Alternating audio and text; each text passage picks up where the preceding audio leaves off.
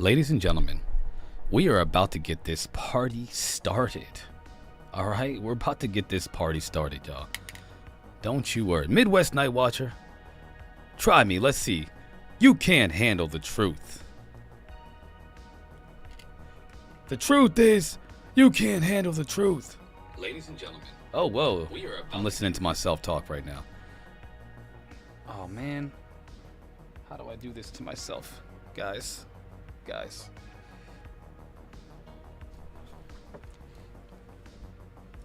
So we're going to talk about aliens, y'all. And whether or not aliens are going to eat our flesh. I'm just kidding. That's it. I'm just kidding. I don't think that.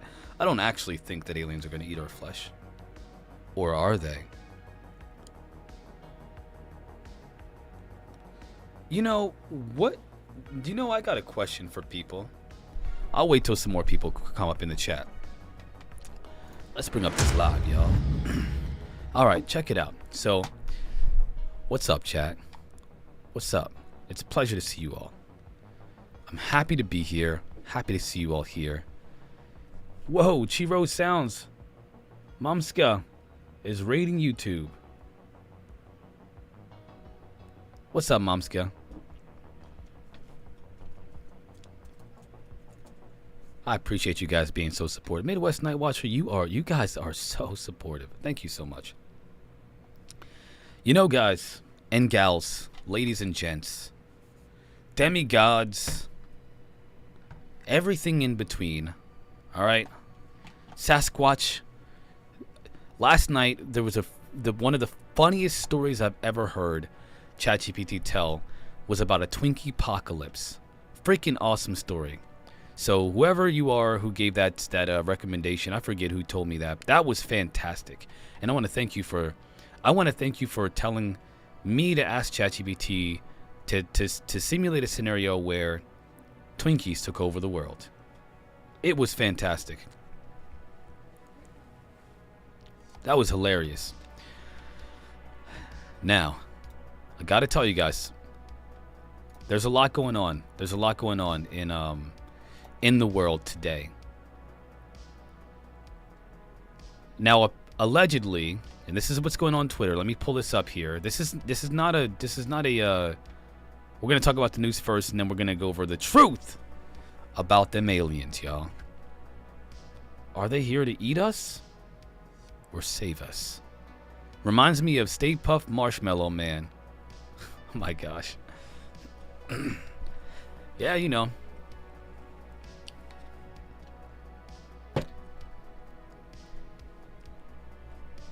Killer Twinkie. Yeah, they didn't. I don't think they murdered. Oh, yeah, they. This is so funny. They towered over buildings, and this is gonna sound very Listen, I didn't make it up. ChatGPT did. They spread their cream all over our technology. I believe they Twinkie. Never mind. I can't say it. I don't want to get in trouble. Let's just say, if it's their body fluid, they released it all over the world and the world's technology. And however they would do that, I don't know. I'm sure you can use your imagination for that one. It's a funny story. Now, let's go ahead and bring up this tweeter. So, I have some questions for people, and I got a couple of things in the Discord chat that I wanted to address as well. But I'll wait until we get the man himself, Garioki, to come up in here and talk about some things that he has questions about. Apparently you think that. Yeah, I seen this. Last night Timbershat said that retweeted a Brian Johnson tweet. Let's go ahead and pull up Brian Johnson's tweet real quick so we can see what it is. All right. Brian. It's all in cap. This is from Spaced Out Radio last night. Brian Johnson. Oh man. This is wild. Why would he do this? All right. This is a joke. He's just messing with us. Let me see here. Come on. You know what? Let's go with Tim Burchett. My name is Tim Burchett. My name is Tim Burchett. All right, check it out. Here's a tweet. Tim Burchett retweeted Brian Johnson's tweet that says, "Wink twice if reptilians are co-owners of Earth." Tim Burchett retweets, "Wink, wink." Now, he may think this is a funny joke, but he doesn't know us. We're going to believe this, man. We're going to believe that. Now half the world thinks, all of ufology thinks that reptilians are co-owners of the freaking world now. Look what you've done, Mr. Burchett. We're going to believe this, man. Karaoke, what's up? You ready for this heat, fam? You ready for this war? Aliens are here to eat us. Prove me wrong. Prove me wrong. I'm just kidding. I don't think that they're here to eat us. What is it? Is it prove me wrong or something like that? How do they do it? I think it's prove me wrong. Karaoke, you can't handle the truth, all right? You can't handle the truth. Aliens are our overlords. They rule this planet. We think we're in control, but we're not. What's up, Momska? Yes, Mysterion has the deepest resonant voice I've ever heard in real life. It's amazing. It's amazing. It's awesome. Yeah, man. He's got the accent too. He's got a British accent, you know? It's really cool. He's got slow tone. He's a real methodical tone, you know? It's pretty cool. But Karaoke, why don't you present your argument today while I'm going over some of the Twitter news? Now, Tim Burchett said it. I didn't. Reptilians are alien overlords, and you have to accept that, okay? You have to accept it. You just have to. It's just true. It must be true now. Now, who is Axelrod? Posted, rumor has it, a surprise announcement. A surprise announced witness. What? I'm guessing will be testifying Wednesday. Does anyone know anything about this? The UFO community definitely has a flair for the dramatic. Well, the UFO community does have a flair for dramatic, but that is actually something that's been said by several people, and I'm going to go with possibly. Possibly. We hope so. But who could that witness be? Does anybody have any ideas who it might be? Hit me up in the chat. I wish it was Elizondo, to be honest. Get him up there and let him talk. Get him up there and let him talk.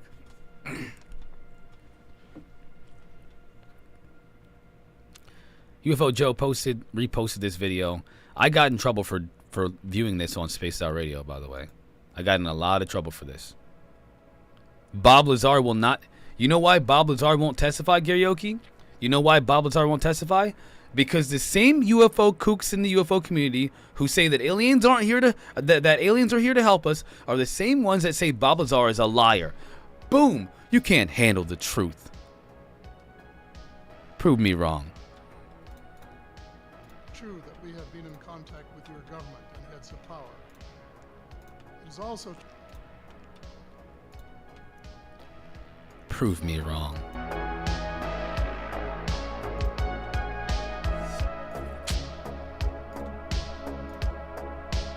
I'm trying to get this party started, Midwest Night Watcher. I'm trying to get the party started, man. God, you guys are gonna get me fired up, so why can't I get you fired up? Yeah, how come? Yeah, let's do this.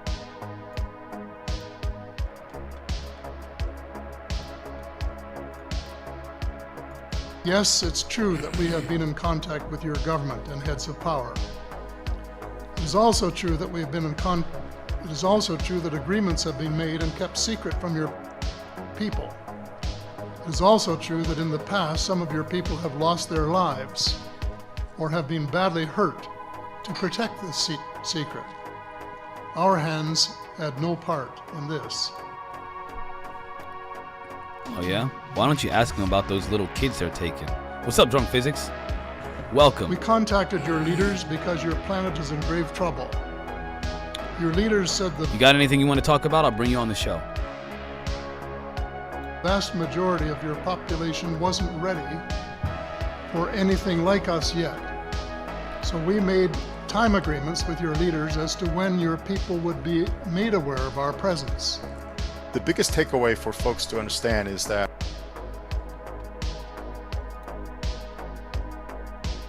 Let's bring him on. I'll bring you on. I'm going to bring you on, Drunk Physics.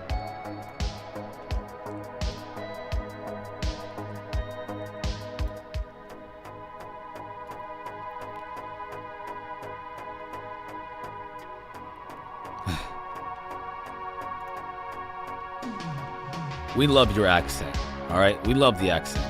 The Pentagon. It is because the Pentagon.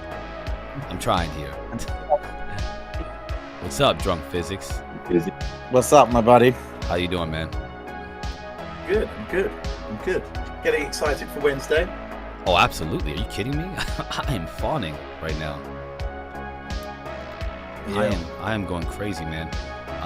I will say this much. I think that this is going to be the tipping point when it comes to public disclosure of this information. I mean, that is one possibility, one possible outcome of reality. What would be the On other? the other hand, well, the other one is that the Pentagon keeps a tight, closed fist on releasing any information, and we go to war, and the Pentagon wins, and it all goes back into a little box, and we say goodbye for the next 50 years. Do you think that's possible at this point after everything that has come up this far? Yeah, I do actually. Yeah, I think it is possible. Well, I will say the reason why I don't think that's possible is because of the amount of attention that this topic has gotten, the fact that it's changed the minds of skeptics. I mean, you yourself said if there's smoke, there's fire. And the fact that there's been movement within Congress to implement legislation as a result of these conversations in the public view. I think that we are at the point where they can no longer put this back in they say toothpaste back in the tube. And that even if this effort now falls, there will be so many efforts from this point forward pushing for some kind of disclosure that they'll be up to their neck in resistance. They're not going to be able to, unless they start offing any of these senators, they start deleting them from existence, and then we're going to have some problems. I think that if you type into ChatGPT, how would you keep this under wraps, basically, you'll find a path for them. And they will have used technology probably to answer questions like this for them. In terms of senators can be kept busy with other issues, and the reason why UFOs right now and UAPs effectively are able to be spoken about freely is because of the temperature of the climate of the subject. But mainstream media is still not covering it. Like, you've got some second-rate Fox News channels that report it every so often at the back end of their show. Right. You know, I'm in the UK. I can't really comment about the US as much. Obviously, I keep an eye on the US, all the big networks. But other than some dodgy X-Files music and a back end comment, I've not really. In fact, if I show you the way GB News reported the current projects, I think you'd be really surprised with how disgraceful the coverage is. I mean, we are disappointed, but there have been news stories in the last, 48 hours, I think. CNN has just done an interview. It's all over Twitter right now. Has done an interview recently with, I think Tim Burchett actually, and it's all. Oh my gosh, they freaking changed the logo to Twitter to X. Yeah, I heard that. I heard that was happening. Is that really a thing, or is it just a wind up? Yeah, if you look at the screen, Twitter now no longer has the bird. It now has an X. It's like the cheapest design ever. It's the cheapest thing ever. But it still says tweet. Yeah, it still says tweet for now, but that's just part of the branding. But right now, the icon for Twitter is an X. It's showing up as an X if you look at the screen. Yeah, I don't know what Elon's planning. Obviously, he's planning on making this into a banking and expanding it to banking and a lot of other things as well. He's gonna run Twitter into the ground. I think his intention was to just ruin it. I don't know. That's not. I mean, I just don't concern myself with Twitter at all. But Facebook have started an alternative, so then there already are quite a few alternatives out there. So it's up for people to make a decision on Twitter. I mean, I don't really care what he does. It's his money. He can do what he likes. It is his money for sure, man, for sure. But it affects billions of people, so I think that's where the issue comes. But anyway, what I think though is about this is, yes, there has been more mainstream media coverage of it, at least within the last 48 hours. Ironically, here we go. But yeah, it's slow. It's very slow. They're very reluctant to have the conversation.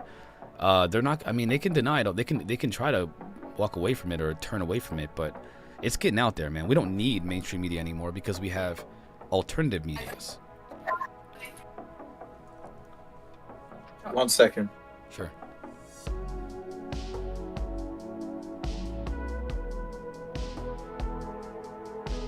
Okay. You know, I think when it comes to I'm trying to process the route back, and the route back is Tim Burchett, because all the media focuses around one person. You know, and it's not the right one person. I actually really like Tim Burchett, so I think that I like everything. I like everything he's done so far. I really do. Apart from they keep saying that David Fravor took a video of the UFO, and that's winding me up because he didn't. Yeah, I don't know why they keep saying that. I don't know. He didn't shoot the video. I mean, his fighter jet did. They have cams on their fighter jet, but that's not. He didn't take a cell phone video of it. You know. I think the most interesting thing to come out of the last few days is why Dr. Sean Kirkpatrick was interviewed. What do you mean? But why was he interviewed by ABC? To give a counter? Obviously. He didn't really give a counter, because he gave a counter. His words were, no, hear me out, right? This is my take on this, okay? And I think it's an interesting take. He's paid off to basically say that nothing exists. I mean, that's how it feels, right? Yeah. He's had no evidence. But he can't bring himself to completely say that.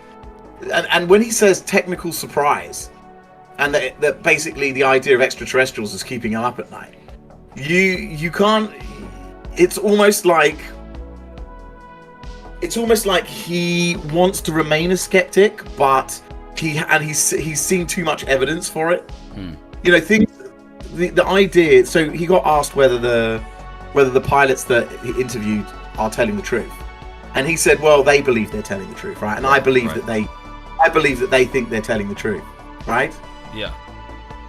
So he's not, and his body language is all over the place. Oh yeah. Right. Oh, yeah. He's doing this whole poker face, right? Where if you look at the way, I don't try and read into body language too much, because you get experts sit there doing that, you know, saying, oh, he did this twitch, he did that, whatever. Yeah. But it's not hard to look at someone's overall body language, like the general nervousness or the general demeanor, right, of someone when being interviewed. And what I would say to everybody is to go and have a look at his demeanor when he was in the Senate, giving an update to the what's her face, Hillebrand something. What's her name? Hillebrand. Hillebrand. Yeah. He was giving an update to Hillebrand, and then his demeanor when he was talking to the ABC News Lives. He's fantastic at holding a poker face. Right. But one of the things that he was not particularly good at was maintaining his position under duress, like a logical, consistent position under duress. And I think that for me, his armor has cracked. You know. Yeah. I think that if they actually subpoenaed him and they pushed him very hard in the Senate on particular areas, asking for evidence. And I think when he has to present what he's researched from the past and up to date, I think we're going to see another conversation with him, and I think he's going to really struggle to maintain his position. And it almost to me feels like he's giving himself, and this is my take. So this is the key part. I think he's giving himself an out if it gets leaked beyond his control. That he was like, well, maybe some of that evidence was correct, and we hadn't assessed it fully yet. You know, for example, and I love these questions where they asked him about the Tic Tac video. You know, can you explain what happened in the Tic Tac video? And he's like, well, no, there's still, you know, things that we're not sure. I need to see more Tic Tac videos. Then if I see more Tic Tac videos, I might be able to explain what this Tic Tac is, right? Yeah. So for me, in science, any good scientist will tell you that repeatable, reliable, and accuracy. Repeatability, reliability, and accuracy. These are the three ingredients for data. Okay. Okay. And what that means for those non-scientists, I don't know if anyone's writing about this or knows what I'm talking about. Repeatability means the ability to repeat an experiment twice and get the same result back. Right? Yeah.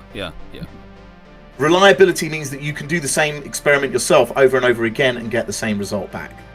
And then accuracy effectively means the detail to which you can gain the information from that experiment. Right. Whether it's to decimal places or...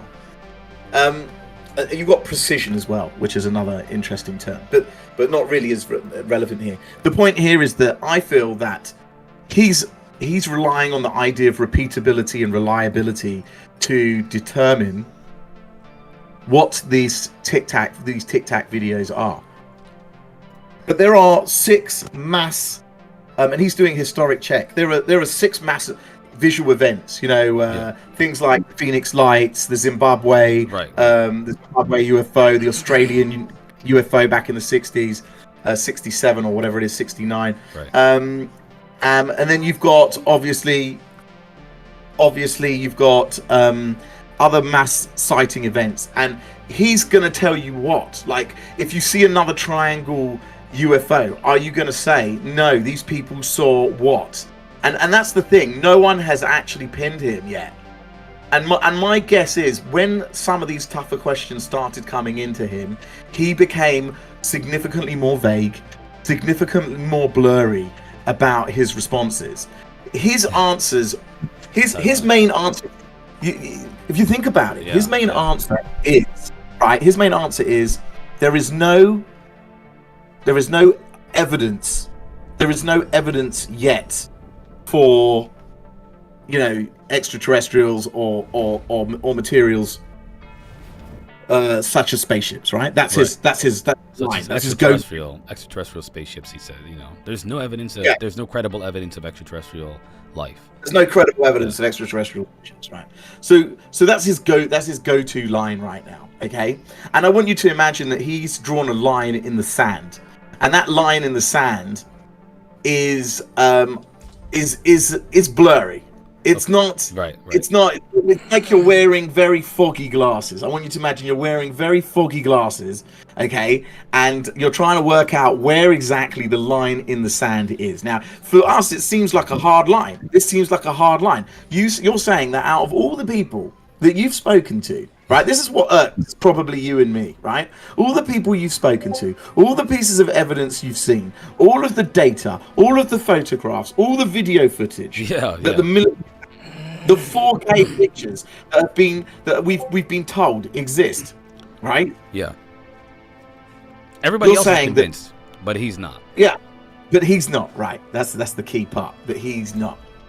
And not only that, when he was asked about clearances, he said he had any clearance. You're getting into the good stuff right here, man. This is the good stuff right here. Right. So there's a lie that's taking place, right? Because I want you to finish that for the audience, because not everybody knows about the fact that that interview he claimed that he had. So they've been cross-referencing his interview recently with the interview previously, where he claimed that he had Title 10 clearance and that he does not have Title 50 clearance, that he needs Title 50 clearance in order to have access to all of the data related to UAP. Well, in the new interview, excuse me, he still does not have Title 50 clearance, but he claims that he doesn't need it. So what do you, he's talking out of both sides of his arse right now. On the one hand, he said originally, I need Title 50 clearance in order to do my job. Now he's saying, I don't need it anymore. So that's what Drunk Physics is referring to right now, guys, in case you don't know. Now, he's meant to have Title 50 clearance. He does not have Title 50 Right, clearance. he should, yeah. In fact, when David Grosh spoke, he made the point very clearly that he could only speak to, like, he's got the whistleblower, and he had an option to go and either speak to the Senate or to go and speak to Arrow, right? But he made the point that he can't talk to Arrow openly because they don't have Title 50 clearance. So he can't even share half the information that he needs. That's the problem, and that's why I feel like it's kind of dishonest the way that he's presenting this argument, his position anyway, because he has access to more information that has a greater, more clarity about what's going on, but he's talking as if he doesn't. That's how we know. But that's how we know. That's how you and me and anybody who's paying attention, because that's what they hope, that you don't pay attention, right? Oh yeah, of course. That's how you and me know that he's holding the Pentagon line. That's how we know. That's evidence. That's data for us that we know that he's not coming at this project honestly and openly. He's coming at it from a presupposition that aliens don't exist, and that the Pentagon has told him to come from that presupposition. You know, they've got a hold of him, and I think that's pretty obvious. Oh yeah. I think that's pretty obvious. But what he's doing, because he's so smart and he's a scientist, is that he's leaving an opening for him to escape. Yeah. He's giving a back door. That's how I see it. Exactly. Okay. Right. That's why that's why I think I've got an interesting take here, because I think the context of the lineage that he's using, especially in the timing of that interview and the interview itself. So the timing of the interview, I think, was a requirement from the Pentagon to try and dismiss this upcoming. Because these things are done. You got to ask, who gave him permission to have an interview with the team? We can't even get him. Excellent. You can't get him. Like what? They've invited. The Pentagon and Arrow must have invited, TV to come and do this interview, or accepted an interview, right? Because it's not like, think about it another way, right? It's not like ABC had been main benefactors of the news for UAPs or UFOs. They've done nothing. They've almost zero on the topic, and yet they were the first people to get a interview that's not from government. Newsmax is it's been the main go-to for all of this news recently, but now all of a sudden they haven't talked to Kirkpatrick, but all of a sudden I don't think they've talked to Kirkpatrick at all, as a matter of fact, since this whole thing blew. But all of a sudden now ABC gets an exclusive with Kirkpatrick. How did ABC, this was my first statement when we just started talking about him, this is why it's so important. How did ABC get an interview with Dr. Kirkpatrick if they're not covering the ET topic? Yeah. At all. Not even, again, that's actually a great point, man. That's a good point. Nothing at all. Yeah. Nothing at all. Which means that the Pentagon invited them, right? Yeah. They're like, no, we're not really covering this, and they're like, but dude, we want you to come and talk to him. Yeah, they're like, okay. Yeah. Which means I don't trust ABC at all. I will never trust ABC again, pretty much. I know that there is some very dodgy behavior going on behind the scenes, because it's like 1-on-1 adding to 10. Like it just is. Okay? It's obvious. It's just. And then the narrative that they sat down with him was to clarify what was the point of the interview? What has he said new? And to be honest with you, I think Dr. Kirkpatrick and the Pentagon had two different agendas.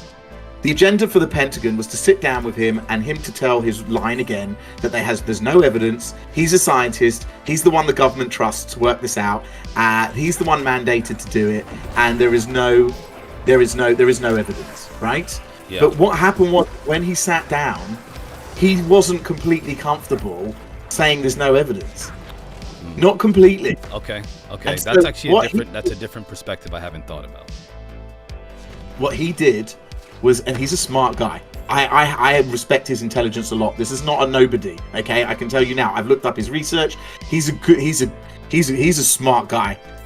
He created a couple of outs, just small seeds in the ground, in the event that things don't go the way that he's expecting them to. Because he's meant to be in control of this. He's meant to be in control of the narrative. But my feeling is, from that interview, is that he does not feel that he is in control of the narrative. I think the idea was that the government would only go to him, right? And that he would control all the information that the senators would be getting, right? Yeah. And he would be effectively their whistleblower, but ultimately he would tell them that it was all just swamp gas, issues with pixelation of camp. It's what do you call it? It's Project Blue Book all over again. You know? Yeah, and we know this because when he introduced NASA, the videos that they released were shocking, right? Yeah. They were in that they were the lowest pixelated pile of doozies you've ever seen.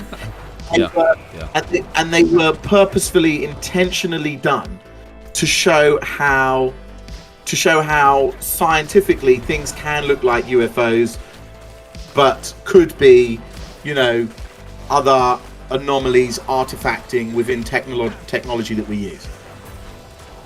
So I think that the Pentagon actually was surprised. And I'm going to say this is actually going to be a shock. I actually think the Pentagon was surprised with his comment on technical surprise and his comment about being kept up at night.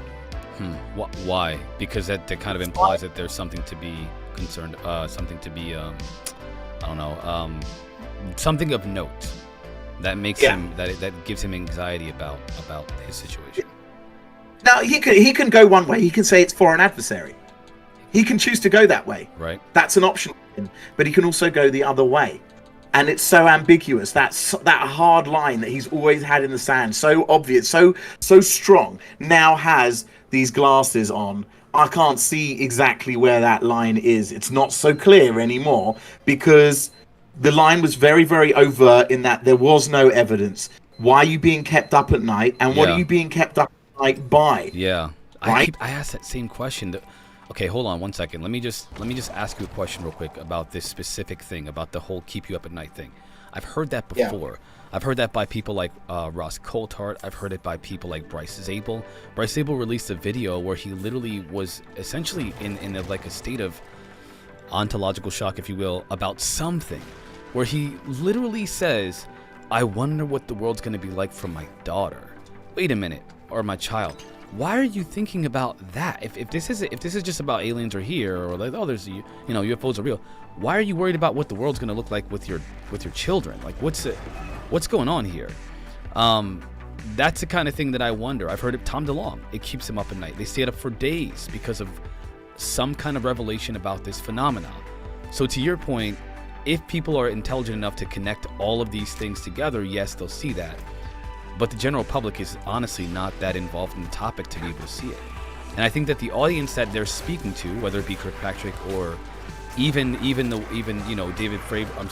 Grush and Coulthart and everybody else, the audience is the general public. It's not people like us. So they do drop little hints here and there. And like you said, John Kirkpatrick dropped that hint that it keeps them up at night. Maybe. But only we would notice that. Only we would notice that.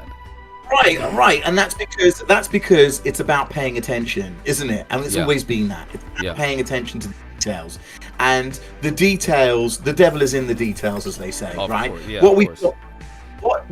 His exact quote, I think, was something like technical surprise, and that could be adversary technical surprise or extraterrestrial technical surprise, right? As in, he said there's no evidence for extraterrestrial technical surprise. But now he's now he's saying, well, both keep me up at night. So now I have the option to say at any time he could turn around to you and say, I have seen evidence of extraterrestrial technology.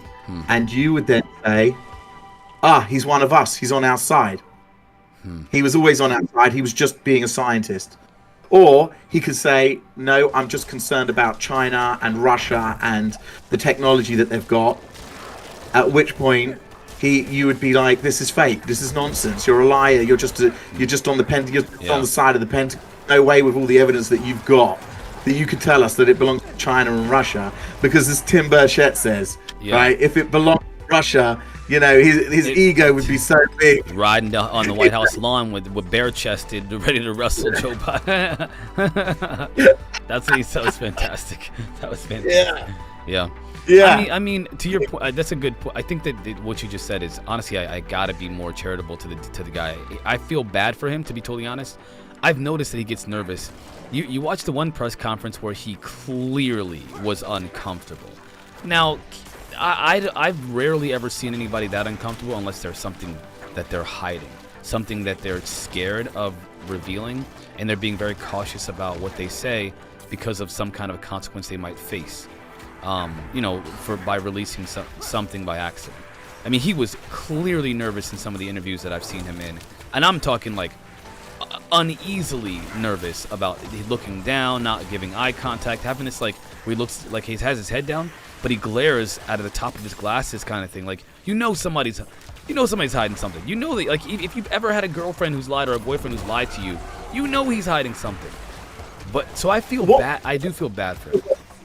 What was a red flag is how cautious he was with his language. Well, it's about being cautious with your language. That's key. Before he was much more free-flowing with what he wanted to say. Yeah, you could hear him toe the party line, and I think he felt very at ease towing the party line, because I think he felt that they controlled the narrative. I think that the Pentagon had given him a foolproof plan to control the narrative. Yeah, and that there wasn't anything to worry about, and that this was all going to go away. Yeah, he's not. I want to ask you though, why do you think this is the big question, man? We can talk about the weeds here, but the big question is why. Why are Air Force generals denying access to Congress people who want to see evidence of these craft? Why are they spending so much time and energy keeping this secret? What's the point?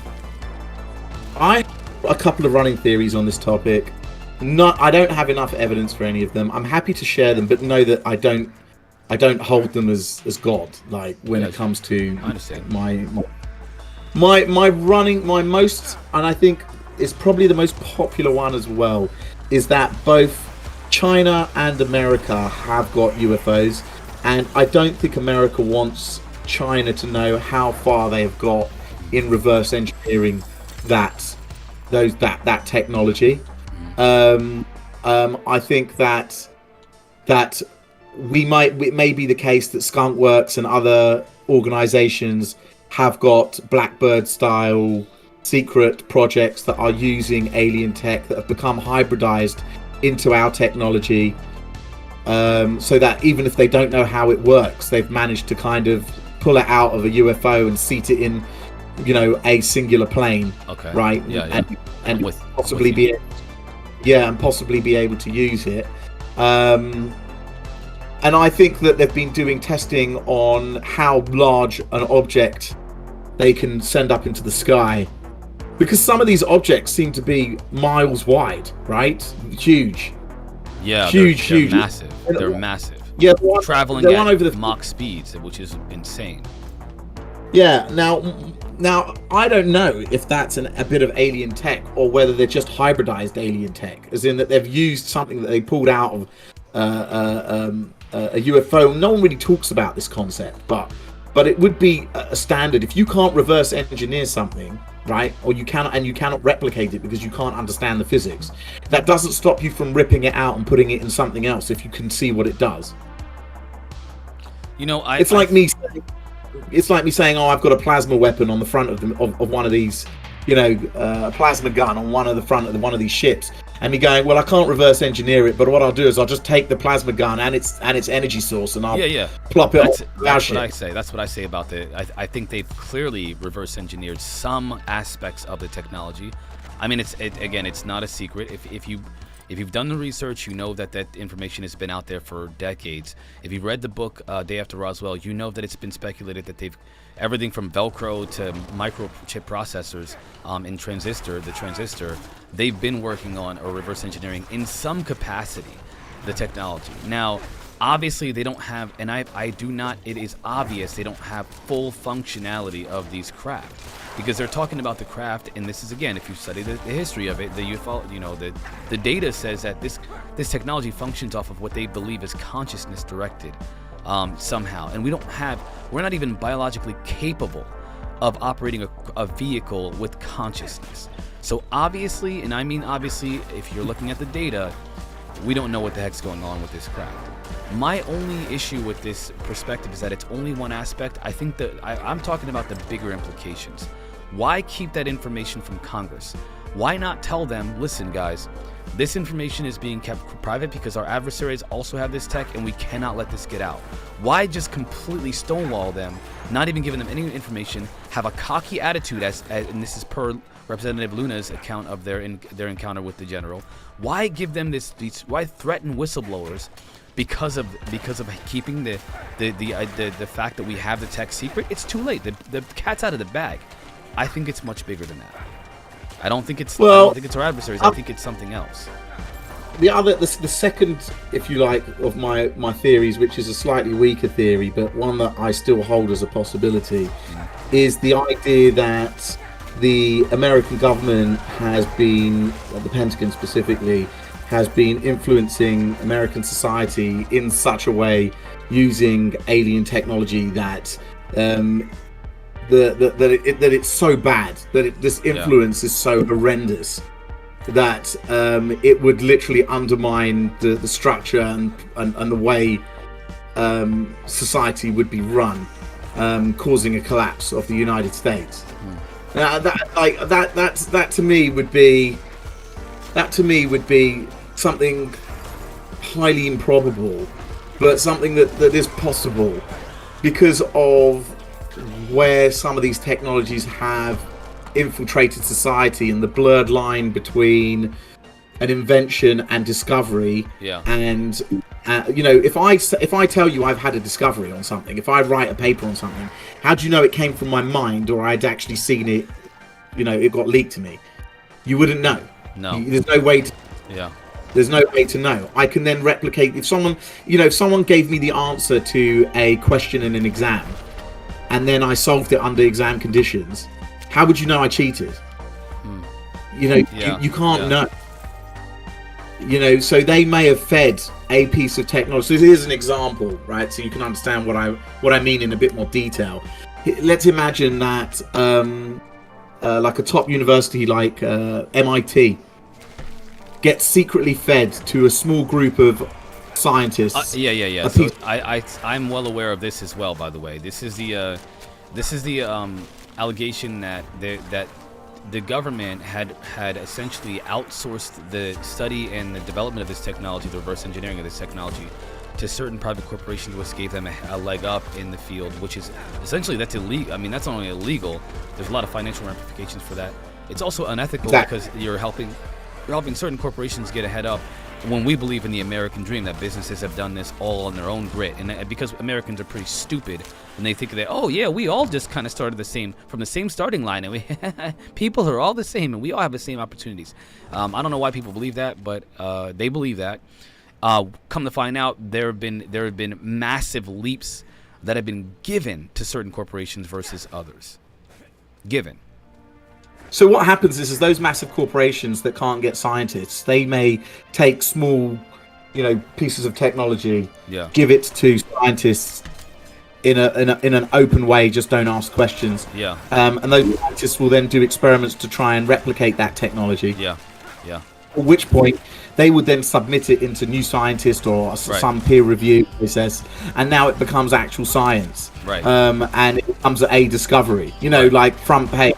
Humans have discovered how quantum mechanics intermingles with blah blah blah, whatever, in a particular way, and you don't know if it was secretly fed, privately funded. There's no transparency or clarity on these things. So one of the things that we have to be really careful with is that science is open to abuse in very, very particular ways. And you know, we can't know whether that abuse has come through privately funded and originally organized, Pentagon orchestrated, you know, perspectives on alien tech. We can't know for sure. But this is all such a deep conspiracy. But can you imagine to the level of damage that does to society? It does damage on a financial level. It does damage on a technological level. It does damage to scientists. Yeah. There might be scientists whose careers have Nobel prizes. Have been won. But they actually cheated their way essentially to doing it. Correct. And ramifications could be very, very heavy. Yeah. Well, for certain people, it's just protecting certain you've got people. But how would that how would that cause a societal collapse? I'm leading you somewhere here, just so you know. Just to be clear. So okay, I mean, the societal collapse comes from the weakness in the American society. Societal collapse for me doesn't come from some kind of revelation. Could come from I don't think it comes specifically from the revelation. I think it comes from the internal. I think it comes from the internal chaos that would occur, which then leaves countries like China, Russia to behave in different ways that America won't be able to deal with because of the internal chaos, both to their financial system and their political system. Imagine that. Okay, even if this is not true, the political chaos that's going to take place once the government finds out that if I know, but this is a very big if the government finds out that the Pentagon's been lying and that there are aliens and alien materials, right? There's going to be nothing else. No one's going to be talking about anything else for a while. That's just the reality of it, right? And that gives that leaves a big opening for countries like China, Russia, to start making big moves to change the status quo. Because they don't accept the status quo. They don't accept America on top. Americans don't seem to understand that, but they reject the status quo. And they're not going to live under American being number one. That's just not going to happen. Not as far as they're concerned. They're just playing a waiting game until they see a point of weakness, and then they will push. And this is already going to be a point of weakness.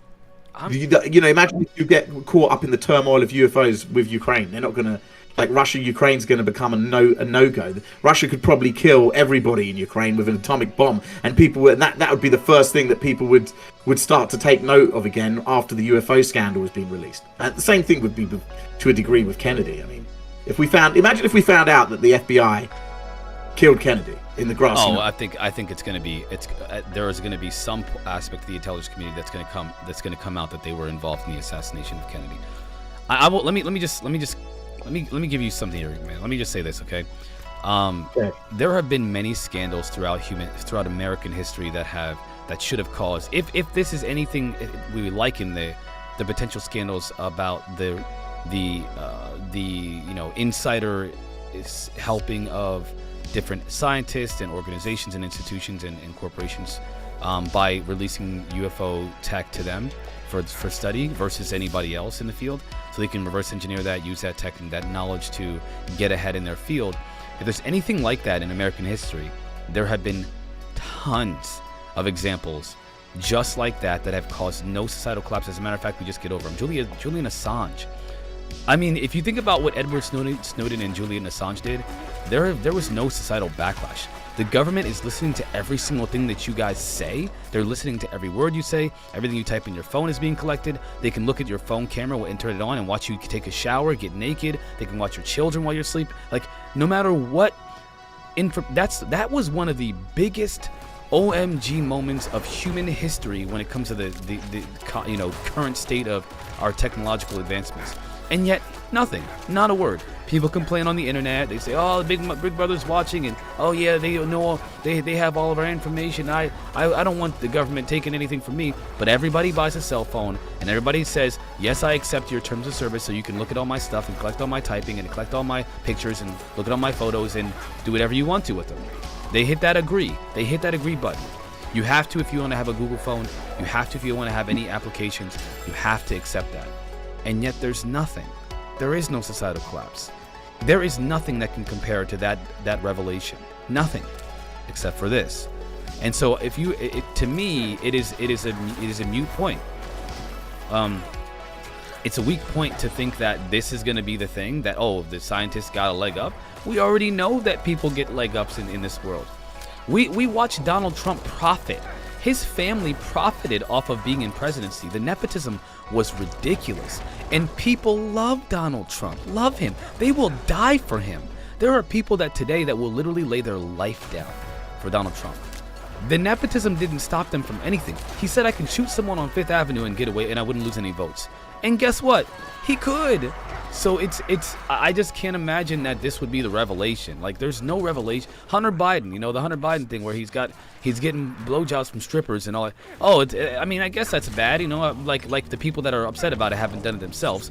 But like, the reality is that all of these things are similar types of revelations that if true, if they're anything like this, they should cause societal collapses, but they're not, because that's not what's going to do it.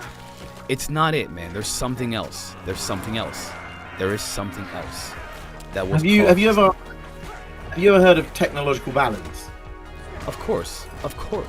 But I'm telling you, there is. So, go ahead. China, Russia, and the United States and Europe. Right. We don't really talk about Europe enough as a continent, but we should really. I mean, I'm there, but we should really, because they're a superpower in the world. We all have about the same technology. Do you not find that odd? No, not at all. I find that there's a collaboration among scientists. I think that if you were to, let's say that the U.S. builds itself, that Apple, the United States corporation, builds an iPhone, right? They build an iPhone.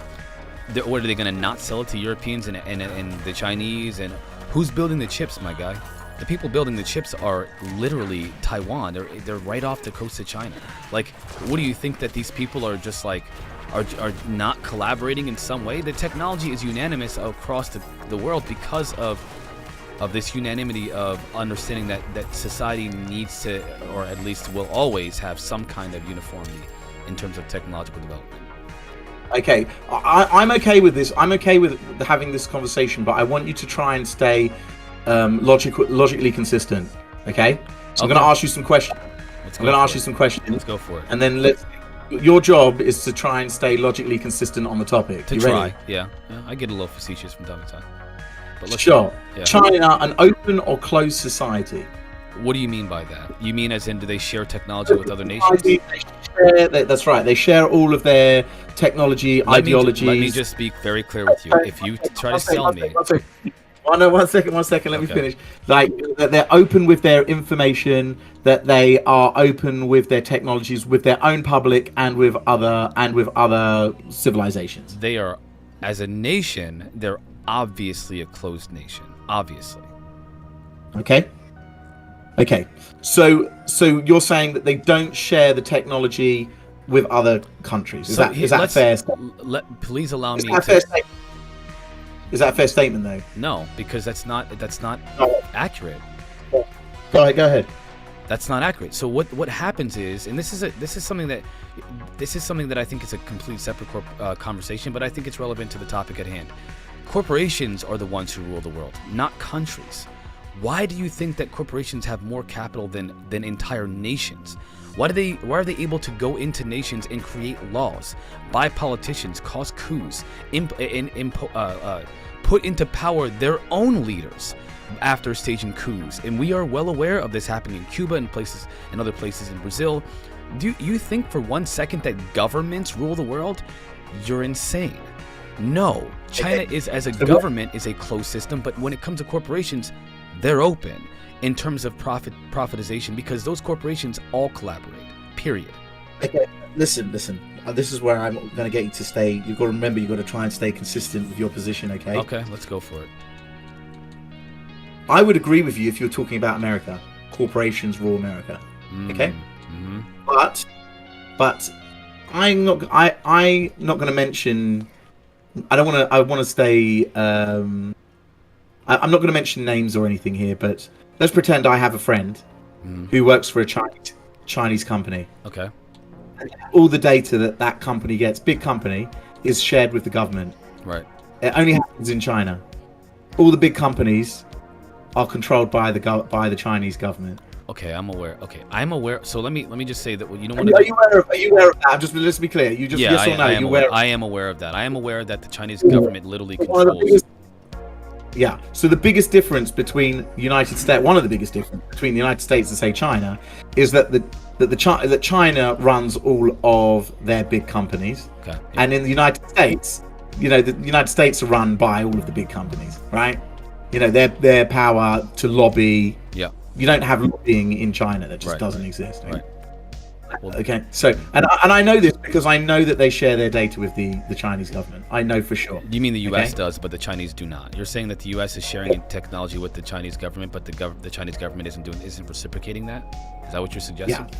Let me ask you this question. Let me ask you a question. Who makes the Well, micro? you have to stay consistent. So you got to tell me I if am. what I'm saying. If you're yes, if but what you're I'm saying- but you're parsing, man, and this is why I think it's important. This is where the best conversations we have come into play. Because let me ask you this: do you know who makes the microchips, or I should say the CPUs, the processors of our mobile technology, or even just if you look at the processors for computers and so forth? Dell Corporation. Where they're manufactured? Yeah, where are they I believe manufactured? I believe the biggest manufacturer of microchips is Taiwan. I might be wrong, Where is but I think it Taiwan? is. Where's Taiwan? Taiwan is off of China. Okay. Why do you think do they send their chips out to every nation, or do they only send it out to certain nations? Do they limit the processor in the US and then increase the processing power do they have different patents for different, like what do you think is happening with they're unanimously sharing that technology without limitations on the nations they're sharing them with? And the reason for that is because when it comes to corporations, yes, the Chinese government is a closed system when it comes to certain technologies, and obviously China is a communist. They're run in a communistic way. But when it comes to corporations, the world is a corporatocracy, my friend. We already have a one world government. It's called money. It's called the monetary system. The federal banking system in the US isn't run by the government. Our government, every government in the freaking world borrows money from the Federal Reserve, which is not an American company. Every nation in the world is subservient to the money that is given by the Federal Reserve. If you think for 1 second that China is independent from this type of this structure, or that the US is independent from this structure, that there are actual sovereign nations, you're not paying attention, my friend. Okay. So I agree with you that Taiwan is basically China. Right. There's no difference. Right, but also, I mean, address the monetary situation, because I think that's kind of where I'm going with this. It's not just about like tech. It's also about money, which is the crux of all of this. Okay, but that wasn't my original point. My original point, just to be clear, is how do you believe we have a technological balance? The United States, China, Japan, no one is really that far ahead, maybe 6 months at max, in front of any other country. You know, once the Americans developed because they've already stated that. 1 second. Once the Americans, this is kind of factual information. I'm not. When the American government developed atomic bombs, Right. It wasn't long before atomic bombs were in every other country in the world, right? I hear what you're Russia, saying. Yeah. China, Yeah. right? Once there was a release of information, it got back engineered in every other country. Now, America didn't give nuclear bombs to Russia, so how did they back engineer them? Right? Obviously, espionage. I mean, if anything. So we need to recognize, and I think you've just said it there, that there are spies at the top end of everybody's government sharing key pieces of information, right? For technology. It's so key, because if anyone had a technological advantage, society would collapse, the status quo would change. Right? If anyone had a real technological advantage, imagine that we went back to Victorian times and someone had a nuke. Right. We're only talking a difference of 50 years. It's not a massive, it's not a massive quantity of time, right? It's not even 50. Technically, Right. the end of the Victorian was 1900s, and you already had an atomic bomb by the end of World War One. So, World War Two. So you really are only talking even 40 years. Okay. Within 40 years, one country has a nuclear bomb. So if anybody got even, do you know how many years? This is a great question. How many years would you need to be ahead before you had such a strong technological advantage that the status quo would immediately change the way the planet works? That's not a simple question to answer, though. I mean, there are a lot of factors to consider. Sure, but Russia could just walk in without any resistance because they've got weapon X, right? Right. Okay. Yeah. If they had a weapon that could, change the tide, they'd have to use it immediately. First of all, they'd have to also, if it's a technology that's a push a button tech, they need to capitalize on that opportunity right away. But then they'd have the entire world against them. I mean, there needs to be some kind of an intelligent. You just said it. You literally just said it. You just said it. Say it again. What you're suggesting is that... Listen, you just said it. Yeah. I've gone all this way so that you can say the sentence, and you just said it. Let's go. I've worked hard for this. I worked hard for this, and you just said it. Say it again. Say it again. The world would be against them. Yeah, the world would be against them. There it is. All right. And there it is. So if America released the information that they had back-ended technology hundreds of years in advance, all that would happen America would become America would become the world enemy. That is what would happen. Yeah. And that is what they are trying to avoid. That is the running theory. That's what, and you just got there yourself. Yeah. Just keep in mind, I have, I don't want to. This is going to sound really bad. This is going to sound terrible. I've had these conversations with people who are, who are more knowledgeable about this topic than I am, and let me just tell you, there is another context that needs to be considered here as well, because what we're doing is we're looking at human affairs right now. We're saying, oh well, yes, these are true facts. These are truths, man. You're not speaking anything that's inaccurate. I'm not saying you're wrong. I think you're correct. I just think that you're leaving out the biggest piece of the puzzle. What is the biggest piece? Tell me. Them. I don't think they care. We're ants. Why do they care? See, this is where the controversy comes into play, even within the UFO community. This is where I always, the hardest part, and I defend Coulthard and Zabel and Jeremy Corbell for not releasing information about stuff they know, because I understand what that feels like. I know what it's like to not be able to say, okay, guess what? Here's what I know and here's why I know it. You can't do that. For one, if you tell people things that they're going to reject, they'll turn you into an enemy. There are some things that I've said that have turned my audience. I've been fluctuating with my viewers, which are not very high anyway, but I mean like followers, since I first started, because people don't like the fact that I don't think that they are our friends, because they're not our friends. And at least the faction that's here now is not our effing friends. I don't understand. But anyway, so I get it. I get the frustration from their perspective. Why are we not thinking about them? Why are we not thinking about what they might be doing behind the scenes? Why are we not considering the fact that they might also be behind the cover-up? They might not want to be known publicly by the public for the same reason that you're mentioning that the U.S. doesn't want to release information about what technological advances we have, which, by the way, you're correct. You're right about that. That theory, if you will. They are in the same predicament. They don't want us to know about them because they don't want us to know how deep their claws are in our society. It's deep, man. Allegedly, according to people throughout history in ufology, they're deep in this. They're so deep that they could essentially be, in the ears of certain generals at certain Air Force bases, or potentially certain politicians, or certain people within the Pentagon, if you will. And if that's true, and again, this is, if you will, one of my weakest arguments, because I can't. There's stuff that I can't, I can't add context to some of these statements either, for reasons. But if that's true, why are we not thinking about that? What's the U.S. going to do against a technology that we can't even figure out? Tell me that. That's what I think we need to consider. I just find it hard to accept that they want to get involved with monkey politics.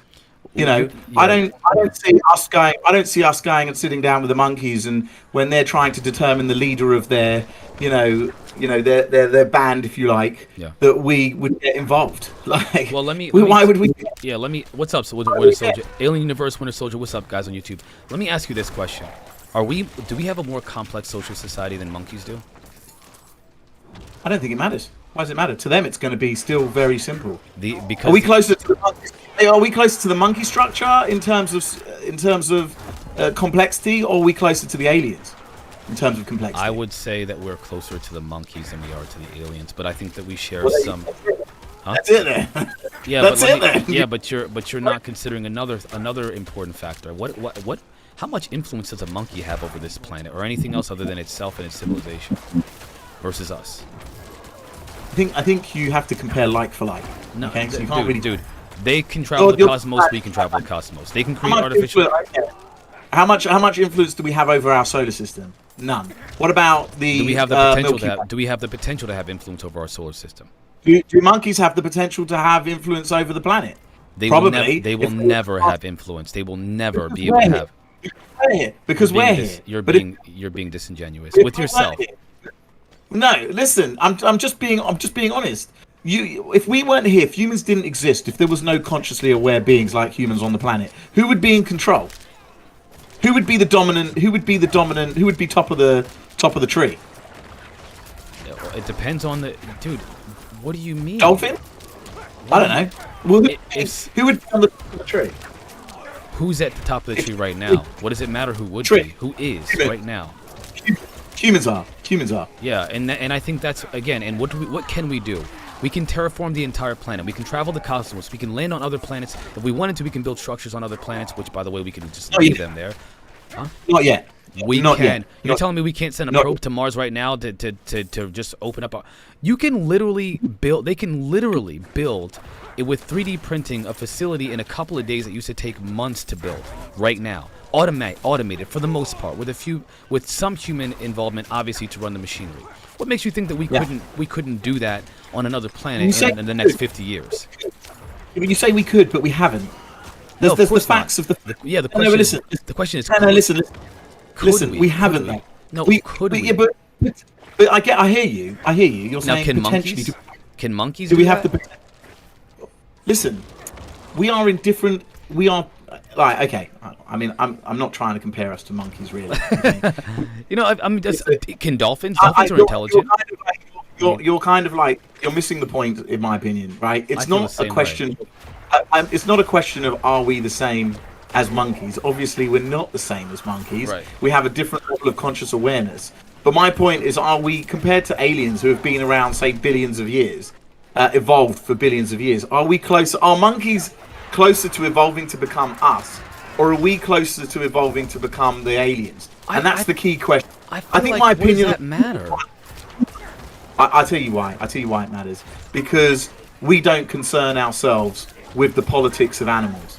But they do, and this is a historically accurate thing to say. Let me ask you this: do you believe in human? Wait a minute. No, I'm not going to accept. I'll die on the hill with you on this one. Oh, You're yeah, no. saying that aliens concern themselves with human politics. That's what you're saying. I'm saying that aliens concern themselves with human affairs. Yeah, of course. What are they doing? Why are they here? What are they doing? What have they been doing? Have they been depicted on cave walls thousands of years ago? Have they been depicted in ancient texts that talk about gods from the heavens that came down and told people about star systems that they shouldn't know about because they don't have technology to observe those solar systems? Have they been talked about throughout history as gods that have given information and technology and guidance and spiritual development? Like, you got it. You cannot ignore the reality that something else has been here for thousands of years, interacting with humanity, and yes, influencing the direction of our civilization in different ways. And explicitly, today, there are lights in the sky, there are abduction experiences, they came into my bedroom, they gave me a baby, I'm a hybrid. All these things that people claim, whether they're true or not, is irrelevant. The reality is that something is interacting with humanity and has been for thousands of years. People. Okay, but we listen. If I want you to imagine the Earth is a zoo. Oh, okay. The Earth is a zoo. So to the aliens, right? The Earth is a zoo. Okay. You could argue the same argument for us and animals in a zoo. We interact with them, we influence them, we tell them where to live, we get involved in their environment, but we don't really get involved in their politics. We don't really care, you know, who's running the pride. Have you right? ever watched a freaking those ape watcher people who go into their civilizations to try to get information about their culture and the way they interact with each other and all that stuff like that? I mean, they literally. Yes. Study, yes. Information, 100%. From an evolutionary perspective, I do believe that if aliens are here, they're probably interested in us from an evolutionary perspective to see how beings that basically lived in a cave became spacefaring creatures, right? Right. For sure. Right. For sure. From a scientific perspective, from a conscious awareness perspective, you know, I 100% can agree with you. But the idea that they really care in any meaningful way about human politics or the way in which we try to move, you know, the direction in any means, I'm trying to be careful with my word. Like I want to say sociologically. I think that's the right word I'm looking for. Sociologically, right? I don't see it. And this idea, yeah. Now let me ask you something. Imagine your points are right. All your points are right, by the way. You know, they probably have been involved historically with humans. We have got evidence for. I don't want to use the word ancient aliens, but there is data. Yeah. There is data for you know every culture. Okay, so this is why I even bother listening to this topic, right? If I'm skeptical, why haven't I just run away? That's a good question. You're very open-minded, I will say, with your skepticism. Every culture and in every society worldwide, historically going back thousands of years, has got some form of aliens in their history. Right. Whether it means in pictures, whether it means in stories, whether it means in our case in photos and sometimes ultra sonar and radar and any other forms of technology that we can use to depict it. But the question, you know, so ultimately the question is why have they bothered to get involved in the first place? And maybe they're looking after us. Maybe they're not. Maybe they just want to see how we get as far as we get and then step on us when we're done. I don't know. Right, but you don't see you don't see an overwhelming influence of this intelligence. Is that what you're saying? Or desire to even care to influence? Yeah. I mean, care is the right. Yeah, you feel like that we are such an insignificant aspect of reality that they have zero interest in anything further than a passive scientific understanding of our biology and civilization as a whole. Correct. Let me ask and for the simple reason that we've gone nowhere. Right. You're saying we can. Sure, we can, but we haven't. We're still on the Earth. The universe, just our Milky Way, has billions and billions of stars, and we've worked out scientifically that approximately each star has an average of one planet attached to them. Can I ask you a question? Let me ask you a question. Yeah, go ahead. This is, and you don't have to tell me about names or anything like that, but I can, only because of how the kind of conversations I've had, and I've had quite a few, and you know, it sounds like you've been influenced by people that you trust when it comes to the scientific aspect of this. So there are people in the field. And again, I honestly am, and I'll talk to you about this privately. Maybe we can have a more open conversation. But it sounds like you have become more open to this topic because of your research, and of course because of people you've talked to. And just like I have, you have trusted people that you believe are more credible because of their scientific perspective. And their perspective, it makes more sense to you, and has convinced you essentially, along with the data that you've collected, that this is the correct perspective. For example, if let's just say that, you know, Nick Pope, for example, was like, hey, you know, this is my perspective, this is the data, this is what we understand it to be, and this is why. And you look at that data and you've learned it, and you're collecting information, and it looks like things are aligning in that direction to you, and so you've come to this acceptance of the phenomena being that of a non-interventionalist type of intelligence. Is that possibly somewhat accurate? I mean, first of all, I don't know for sure I'm right. this is my opinion, and that's it. It's nothing more than that. I don't actually claim to know that. I don't claim to be 100% that is the case. Right. It's very possible that you could be right and I could be wrong. I'm not even gonna. There's no debate. Okay. Right. But what I try and stay is, and I will answer your question in a minute about influences for sure. I haven't forgotten. What I try and stay is logically consistent. Right. I think it's important. I think it's so important that if you want to do something, that really the answers are there. And I'm a physicist, I'm a mathematician. If you want to get to the answer of a mathematical problem, it's simple. Stay logically consistent. Do you think if you want to get to the answer, do you think I'm not logically consistent? I think that at times it doesn't hurt my feelings. You know that. Come on, man. It doesn't hurt my feelings. I think that, no, I'm not trying to. I'm not afraid of saying what I think. I'm just trying to say. I'm just trying to articulate what I actually want to say correctly, because what happens is obviously you say something and then it can be interpreted in multiple ways. Yeah. Whereas if you say things the right way, it's going to be clear for the person what you're thinking and feeling. And I would say that at times you come across that you have a presupposition that aliens exist, and that you know that they exist 100%, and therefore your assumptions that you move forward with seem to already have been solidified. And I don't have that feeling that they're solidified. And I feel the same. I feel the same for, say, we spoke about this actually offline, but Mick West, right? Mick West comes from a presupposition that aliens don't exist. That's his. He's already made that decision. So everything, all the logical consistency comes from those points of view. And what you need to understand is initial conditions. This is a concept of chaos theory. Initial conditions completely change the solution. So you could be entirely consistent. Let's say, for example, that I say that 1 + 2 is 3, okay? And then I say that 3 + 3 is 7. I've created that as my logic. Now, I may or may not be right or wrong about 3 + 3 = 7, but that's where I'm coming from. Now, I can be completely consistent after everything could be 100% logical after 3 + 3 is 7, but because my initial conditions were incorrect, everything else after is wrong as well. Right.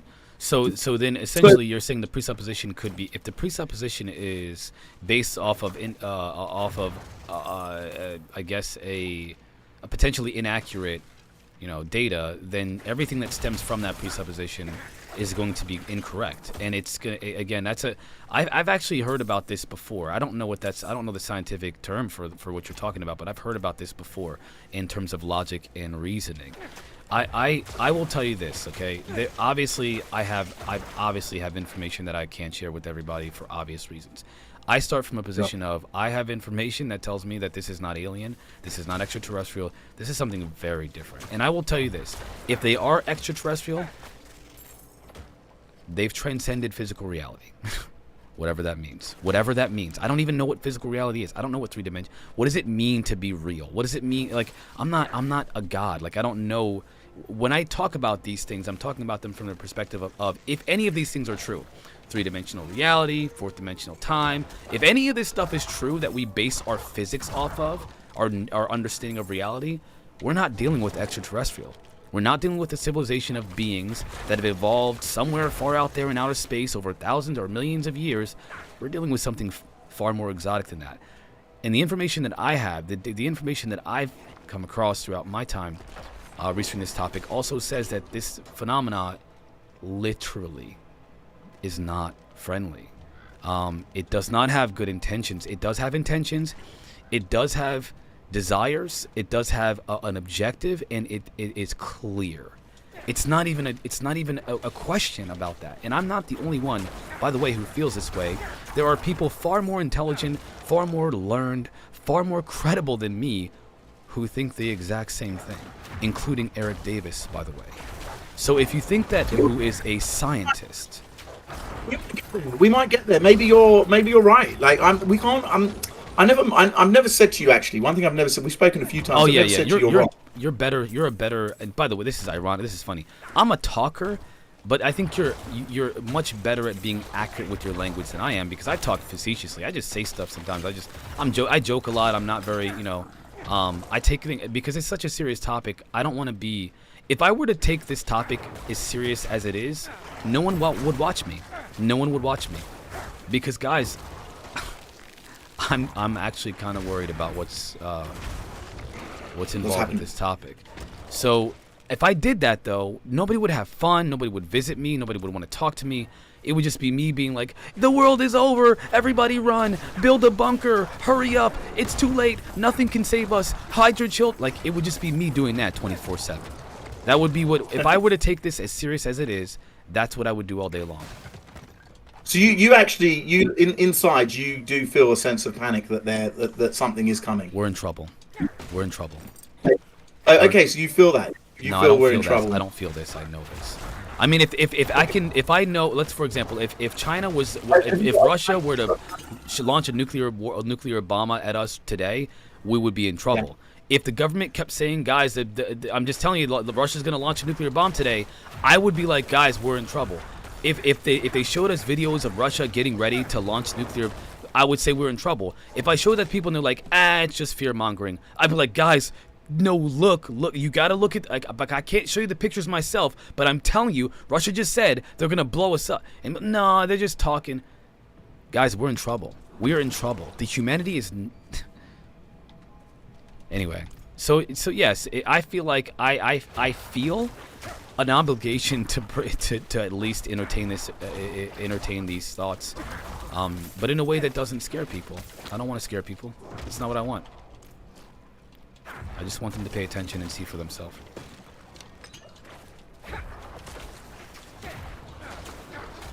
You know, you think that people think that that aliens are going to come and blow us up, but it's worse than that.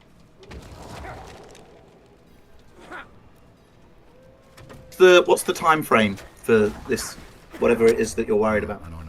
I don't know, man. I mean, there's speculation that it's the beginning of, not the end of civilization or anything like that, but the beginning of whatever the end game is going to begin in the next few years. And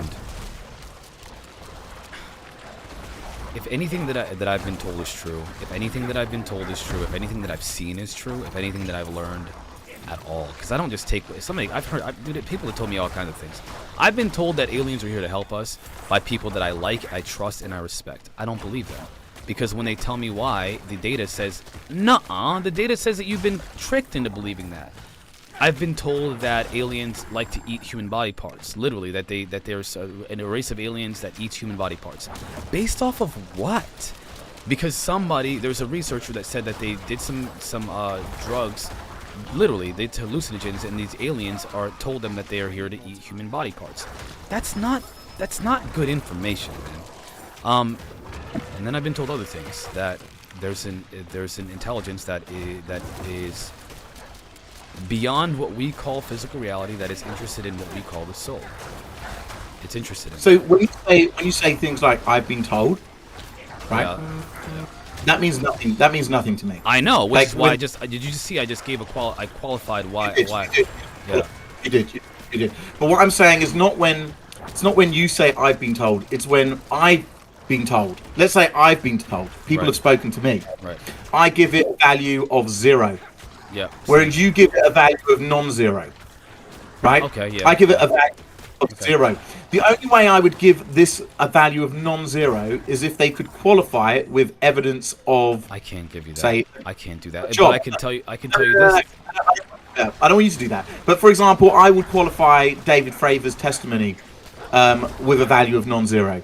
I would qualify David Rosh's testimony with a value of non-zero, because there is evidence, physical evidence, that they were in the jobs doing what they say they were doing, and the likelihood is that if they did learn information, that it would have occurred in the job that they were actually doing. Right. So I'm prepared to give these values. Now, to answer your other question, who has influenced me in my perspective, right? Right. Now, you know already that I do talk to Nick Pope. I think we've. Yeah, I think that's I've why I mentioned that. I apologize. I shouldn't have apologized if I. Okay, that's fine. I have asked him questions in the past. I'll talk about the pluses and minuses with Nick Pope for just a brief second. Right. Many people think that I think a lot of people think that Nick Pope is another one of those people, you know, Green Street, but he's not. I don't think he is at all, actually. Well, I see. So that we can have that discussion, but I think that I'd rather it offline personally. Okay. No, I understand. I respect that. But I don't see it that way. Most of the time I've ever seen a response from Nick Pope, it's a reasoned, on the fence, very very much on the fence, positionally response with an aspiration. I would say he has an aspirational attitude towards ufology, as in I think he would like them to exist, Right. but is prepared to accept the scientific method that there are alternate options and explanations for what he sees. And often, actually, we see Mick West and Pope on opposite sides of the fence. Like, they use Nick Pope as the person who would be for UFOs, when he's not. No, he's not for UFOs. He's not. He's. I would. You know how we have a political system, a right, a left, and a centre. Yeah. I would put Nick Pope in the centre. That is where I would put him. Of UFO. Right. Yeah, ufology. Okay. Right, being people. Right, people like being. What's his face? Greer, Dr. Greer on the right. Okay. Yeah. Right. Whereas left, let's say the left is Mick, right? Mick Okay. West.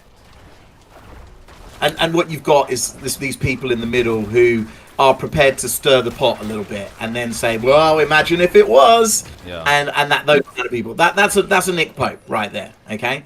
And I think a lot of these people are important. So for example, by the way, I think Mick West is a very important voice. A lot of people hate him. I do. No, I think he's an important voice too. I think his voice is important. Imagine if Mick West came across and said aliens exist. That would be wild. That would be. I mean, it wouldn't change my perspective at all, but like it might change other people's. But it has power. It has power. Yeah. Having people oppose the idea their entire life swap view is an incredible power. Yeah. And vice versa, I by the agree. way. And I vice agree. versa. Yeah. I think it's so important that he is there to give other options and forms of reasoning. People get really annoyed with him. I see people online actually just giving him abuse for coming up with alternate explanations. Some of them which are not logically consistent. Yes. Others which are, others being very logically consistent and probably being correct, right? And I think that I really appreciate his existence. Can I say something real quick about Mick West? Recently, he said that the Jeremy Corbell military base with the Marines photo was flares. He definitively said it's flares. They still don't know what it is. Neither does the Pentagon. They don't know what it is. And just to be clear, they said it could be flares or that it probably is flares, but they do not know because they're still conducting an investigation.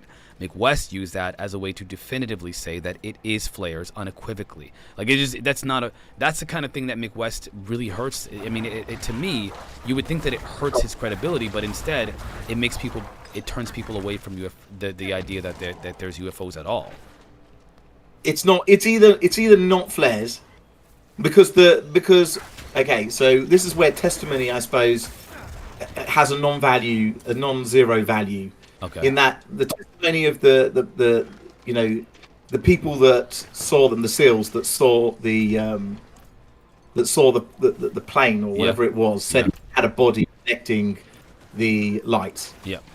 They saw a body connecting the lights. They all said it. You can look it up. No, I know that. They said that they saw a craft. They saw a V-shaped craft that the lights were... They saw... Yeah. Connected the lights. That's what they said. That they're yeah. connected by a body. So, Mick West needs to take into consideration, I think, or at least come up with a reason why they would have that point of view. He always says that. He says that they just don't know what they were Marines. They were young Marines. They don't know a lot about... Yeah. I've heard Mick West BS arguments. Yeah, the problem with Mick West is that he comes up with good scientific reasoning based on the data, but doesn't come up with good scientific reasoning based on the people. Yes. I agree. And because he, like me, gives most human beings as a detection a value of 0. Yeah. I think that he gives everybody a value of 0. Any human being a value of 0. Irrespective of the fact that they are, he gives David Fravor's view a value of 0. Yeah. which is insane. Whereas That's a dangerous game. That's dangerous, especially if it's a pilot. So the difference between me and him is I would give them a non-zero value, right? So that's what makes me further to the. So do you remember we created this political spectrum? I'm left of center, only slightly left of center, I would say, just below Nick Pope, which is why I communicated with Nick Pope, because Nick Pope is, you know, aspirationally, if I wanted to believe in UFOs, would be my next logical position. It would be to become Nick Pope, effectively, and then you can move further right than that. You know, you've got Jeremy Corbell much further up on the right-hand side, and you know you've got other people, Michio Kaku, probably centre right. I would put him in front of Nick Pope, for example, on that right side. And you know, I think that, you know, that's if I'm going to accept more and more of the data, that's where I'm heading. Whereas you're already long into the right hand side. I'm long sold. into the right. Yeah, I'm sold. I mean, but I have my own personal reasons, but also the data. I mean, if I were to be honest with you, you know, I would say that I guess I'm on the right. It depends on how you qualify that exactly, because I don't think that they're extraterrestrial. I'm actually, you know, I differ from even the majority of the UFO community that thinks they're extraterrestrial. So I'd call that extreme right. Yeah, I'm extreme. I'm definitely extreme. If you think there's some kind of dimensional reality beings, whatever that means, I don't know what that means. Yeah. Whatever I would consider that extreme right. That's even further right than Dr. Greer, who does believe they're multi-dimensional aliens. So it's just one step further across than him even. But that doesn't mean that everybody on the right agrees with what they're saying. That's not the case. That's like saying everyone in the Republican Party agree with There's all a lot politics. of variation amongst each you know, sector. Yeah, but I do see that there is a right and left spectrum going from non-believer to, like, not non-believer but opposed belief, which would be the far left, to a denial. I if you want to talk far left, I would actually call them deniers. Yeah, right? Mick Wesley's a denier. I mean, he's obviously a denier. Like, there's no question about it. But what I want to know though is, and this is to the conversation that we're having, like, you started mentioning about your perspective and where you got it from and who may have influenced, and I think you're building a case for how you take these people's perspective, certain people's perspective, into consideration, and you qualify it as a non-zero when it comes to their perspective, a non-zero qualifier. But really what you're saying is that you give more credibility to people that you agree that you think have a scientific mindset versus those that talk about the phenomena from a subjective perspective and lack a lot of data or lack the scientific process when they're coming to their understanding of this phenomena. I think it's science related. I think it's credibility related. Well, I mean, credibility, that's a subjective thing, man. At least it seems to be. I don't think it is. I don't think. But that's how people are using it, though. Well, that's their problem. That's not mine. I don't think credibility is subjective. For example, David Grush is credible. I don't think that's subjective. I think he's credible. I think you can say he's credible because there are a few. I have some criteria. I can tell you what they are. Number one is that they have been doing or claim to be doing. We can talk about, for example, our good old Area 51 friend from back in the day. Okay. Okay. All right. I'm talking about Bob Lazar. Yeah, right? I figured. Yeah. So let's ask the question: is Bob Lazar credible? Unfortunately, no. But I think I believe. No. Testimony. Let's actually have a scientific criteria to determine the credibility, right? That I have a criteria to determine credibility. These are: did he work in the job that he's claimed to work in and is related to his point of view? That is one of the credibility requirements. What do you think? So, Bob Lazar did work at Los Alamos. We have evidence for it. They tried to cover it up. I'm surprised. But tough. I'm surprised. I'm not gonna lie. All right. No, there's loads of evidence for it, including the fact that he was in the phone book for Los Alamos, which they forgot about clearly. Again, when they had to cover it up. He took people there. People knew who he was. He was he knew how to get around the place without any difficulty. So the idea that he didn't know where he was, he had an office there. So the idea that he didn't work there is bump. Okay, so that's the first step of credibility. That doesn't mean he's credible yet. That's just the first step of credibility. Okay. Okay. Has he been caught out on a lie or exaggerated the truth in a way that undermines his credibility of working in a particular place? So when it comes to David Grush, the answer is no. There is no evidence that he has lied or that he has... Wait. Can I ask you a question about that qualifier? Are you creating a qualifier based off of what? Based off of a... let me think of how to say this. Because what I'm hearing is like Bob Lazar has lied specifically or exaggerated his credibility before. Correct, which damages the credibility.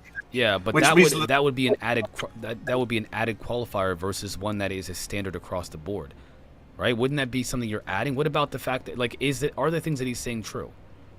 Is that a qualifier? Well, no, the problem is this is the problem. You could tell me 10 statements. One of them could be false. 9 of them could be true. Right. I can't, as a human being, I can't determine which one without an in-depth attempt at going through data, determine which one is false and the other, which ones are true. Even with our presidents, we struggle to know if they're lying or not. It's very hard. Yeah. It can be. But what we can instead is we can say that he has lied in the past. Therefore, it is possible he is lying in the future. Right. So, for example, with Donald Trump, who I'm not a fan of, but because we have caught him out on lies in the past and inaccuracies in the way he's portraying the truth, it is a possibility and a probability that his point of view in the future is also the same. Now, it's not to say that he's not telling the truth, but I would say it affects his credibility rating. Is Donald Trump credible?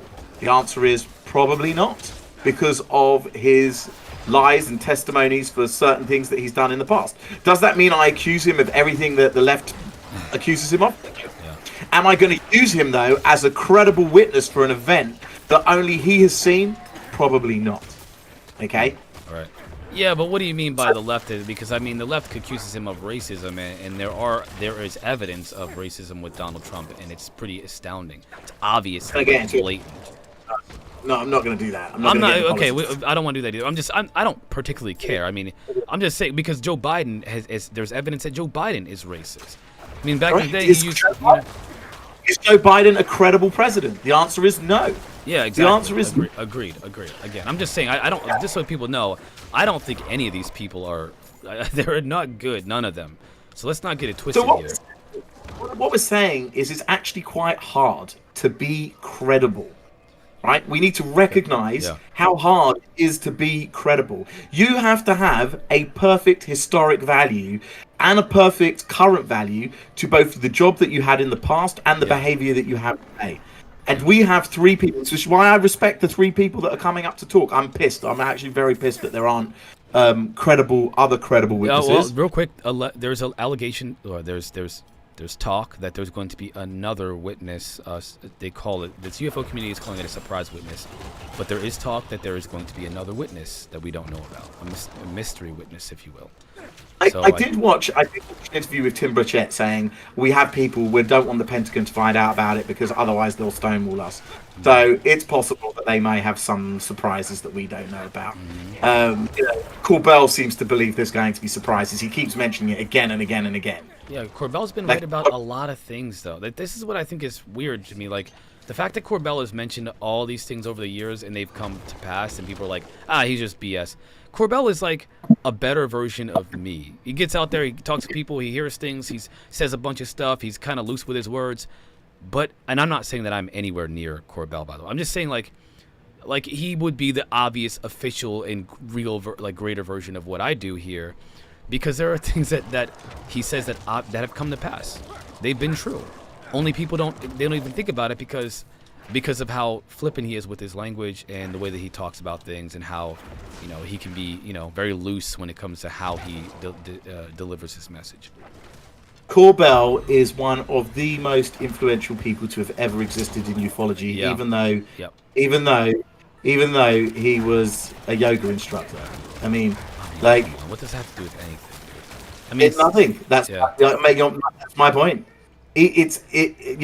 Irrespective of the fact that he was a yoga instructor, he has become. I just think I respect that he went from X to Y, you know, and he's been able to show that he's had a load of other skills in other areas. Good for him. Like, I have a lot of respect for that.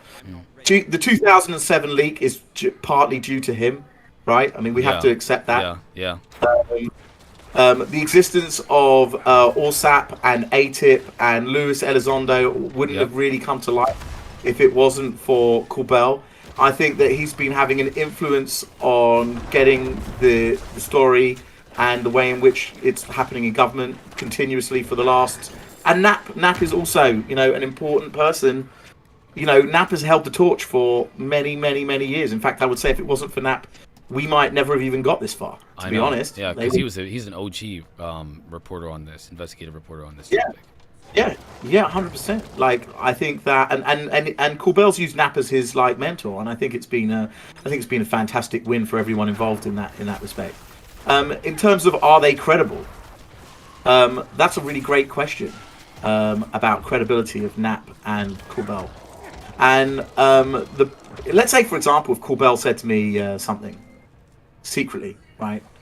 You know, if he showed me a picture, let's say he showed me a picture, how would I qualify data-wise that picture? Would it make me believe more or believe less or believe any change at all? And my answer to you would be, unless he could show me, if it was just he told me, it would still have a zero value. What if somebody? What if he told you something and then? What if he told you something and then connected you to somebody who was a credible witness that gave you information about what they know about something? You know, like, let's say Jordan Corbell knows a witness named, you know, Edward Stevenson, and Edward Stevenson worked in the Pentagon and the DoD for 37 years, and Edward Stevenson said that there's an alien in the Pentagon, and here's the aliens, and he sent you a document, and you read the document. It's an official document. He even shows you where to look it up on the FBI or the CIA website. There's a document. It's all redacted, but like the document he has is an unredacted document that he got out, and he has his classifications, and you can verify his classifications, and they walk you through verifying, and then all of a sudden they're like, and by the way, there's an alien in the White House. He's always been there. I'm just, and this is a completely hypothetical, guys. I'm not saying anybody told me this. I'm just saying, would you believe that, or would you give it a non-zero, credibility factor? 'Cause that's a pretty wild claim, dude. That's a pretty freaking wild claim. I mean, how can you verify that? The answer to that is, it depends if you believe in. I suppose it depends if you believe in the Carl Sagan approach. With great evidence is going to be required when you make great claims. So if you come from that Carl Sagan approach, by the way, most people don't realize, but Sagan actually believed in the existence of aliens. Eventually. Most people don't realize that because of this one line that gets used. Do you think that this is the same thing as like the Illuminati? Do you think that this has the same credibility factor as the Illuminati? Like the idea that there's like a group of satanic worshiping, blood-eating, drinking individuals in different positions of entertainment and stuff like that who are like trying to they worship Satan, and like there is a real phenomena, if you will, to the idea that there are satanic worshipers in our government and in the music industry. Do you think that this topic has the same level of credibility as something like that? More credibility than that. You think this topic has more credit? I do as well, by the way. I'm just curious, because when it comes to data, like let's say that a politician came forward and said, "I'm an alien," and on video, "I'm an alien and I'm from the Zeta Reticulan star system." And they're like, "No, seriously, I'm really an alien from this," and they show you, like, they talk about their planet, and would you believe them? No is the answer. No, I wouldn't. What if somebody came forward and said that they worship the devil and they do satanic worshiping, and they show you like the historical documentation of this is what satanic worship was for thousands of years. This is how we do our rituals, and this is all the other people that are involved in our satanic rituals as well. And we're doing it for the purpose of influencing American culture, so we can control their souls. I'm just making that up there. Would you believe? I get. Was that a credible? No. Why? Why is it not credible, or why wouldn't I believe them? Why is it not credible? Why is it not credible? Why is it not credible? Because the difference between UAPs, UFOs, and the Illuminati is the quantity of evidence that we've got in the workspace. No. You know what? I think it's more speculative. I think the Illuminati or whatever is speculative. What video footage? What Bohemia pictures Grove, Alex Jones, Bohemia Grove. They're literally worshiping a satanic deity, and I mean like literally in Satanism, it's a satanic deity, like the owl figure, or whatever. And they're emulating sacrificing. Wait, no, you're doing this. You're conflating two topics. Are there people that worship Satan? Yes, I do believe that. Well, who cares though? In positions of power? Who knows and who cares? Irrelevant. You don't think that's would I believe someone that told me? Would I believe someone that told me if they existed? I don't think it's that important, to be honest. Okay. Like the answer is no. I probably wouldn't believe them because I'd be on the air of caution or the side of caution. But that doesn't mean that it's not possible, but just unlikely. Okay. So when we look at things, we can't. You know, it's not just 1 and 0. Right. We even quantum mechanics says that things are in a probabilistic until you actually have all the data and look at it. Yeah? It's in a probabilistic state of combined thing. You know, if you want to find an electron, we can give an idea of approximately where it's going to be, right? Yeah. But it's not until you actually look at it in a particular position that it collapses. And I feel very much that this topic is along the same line, right? We're gaining evidence where the electron is. You know, we're building that evidence up and up and up, and we're getting closer and closer and closer. We're narrowing it down more and more and more, but it's still just a probabilistic thing until we actually get the ships. Once we get the ships and we get the aliens, then we know it's done. There's no debate anymore. We've got the information, we've got the evidence, we've got the proof. The American government have been hiding it the whole time. Now we move on to the next question: have people been abducted? Have you know, that it opens up the can of worms that you'd love to open up with me, but I'm not prepared to go anywhere near. I understand. I don't respect it because I'm going to do it anyway. But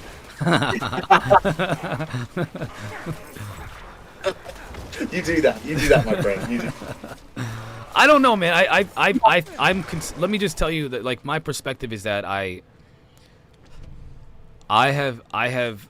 Over my time, I told you I've come across information that makes me think that we have a problem, and if I just sit back and let the UFO community be like, there are space brothers, and let debunkers say there's nothing to see here, and let people who are in between say, oh, they probably don't care. Like, this is my concern, is that your perspective is dangerous, and not like in not all of your perspective, but the perspective that you mentioned about them being non-interventionalists, that is a dangerous perspective because I am keenly aware that that's not the case. And if people believe that, if your voice is, if I can't at least find a way to at least encourage you to look into this stuff in a way that makes you come to similar conclusions, I'm not doing what I think I believe I should be doing. I mean, I don't even know if it's even worth it, to be honest. Would it be better for me to just say screw it and just wait until everything falls into place and then just go with it? You know, whatever happens. There's nothing I can do about it anyway. I have to try, though. I feel like I have to do something. And why do you think the aliens are bad? Why do you think they're trying to destroy society, or what gives you that? What brought you to that? Because the gods were not kind, man. The gods have never been kind. I mean, it doesn't matter what god you want to talk about. The gods were never our friends. Even the ones that were here to save some, most people weren't going to be saved by the god. Like, you know, like there's no happy ending here, man. There's never been a happy ending for humanity. Humanity is terrible. We suck. We do all kinds of terrible stuff to each other, our planet, and everything on it. And if you think for 1 second that there's a being out, if there's a higher intelligence that's watching us destroy everything, we leave nothing but nuclear waste behind.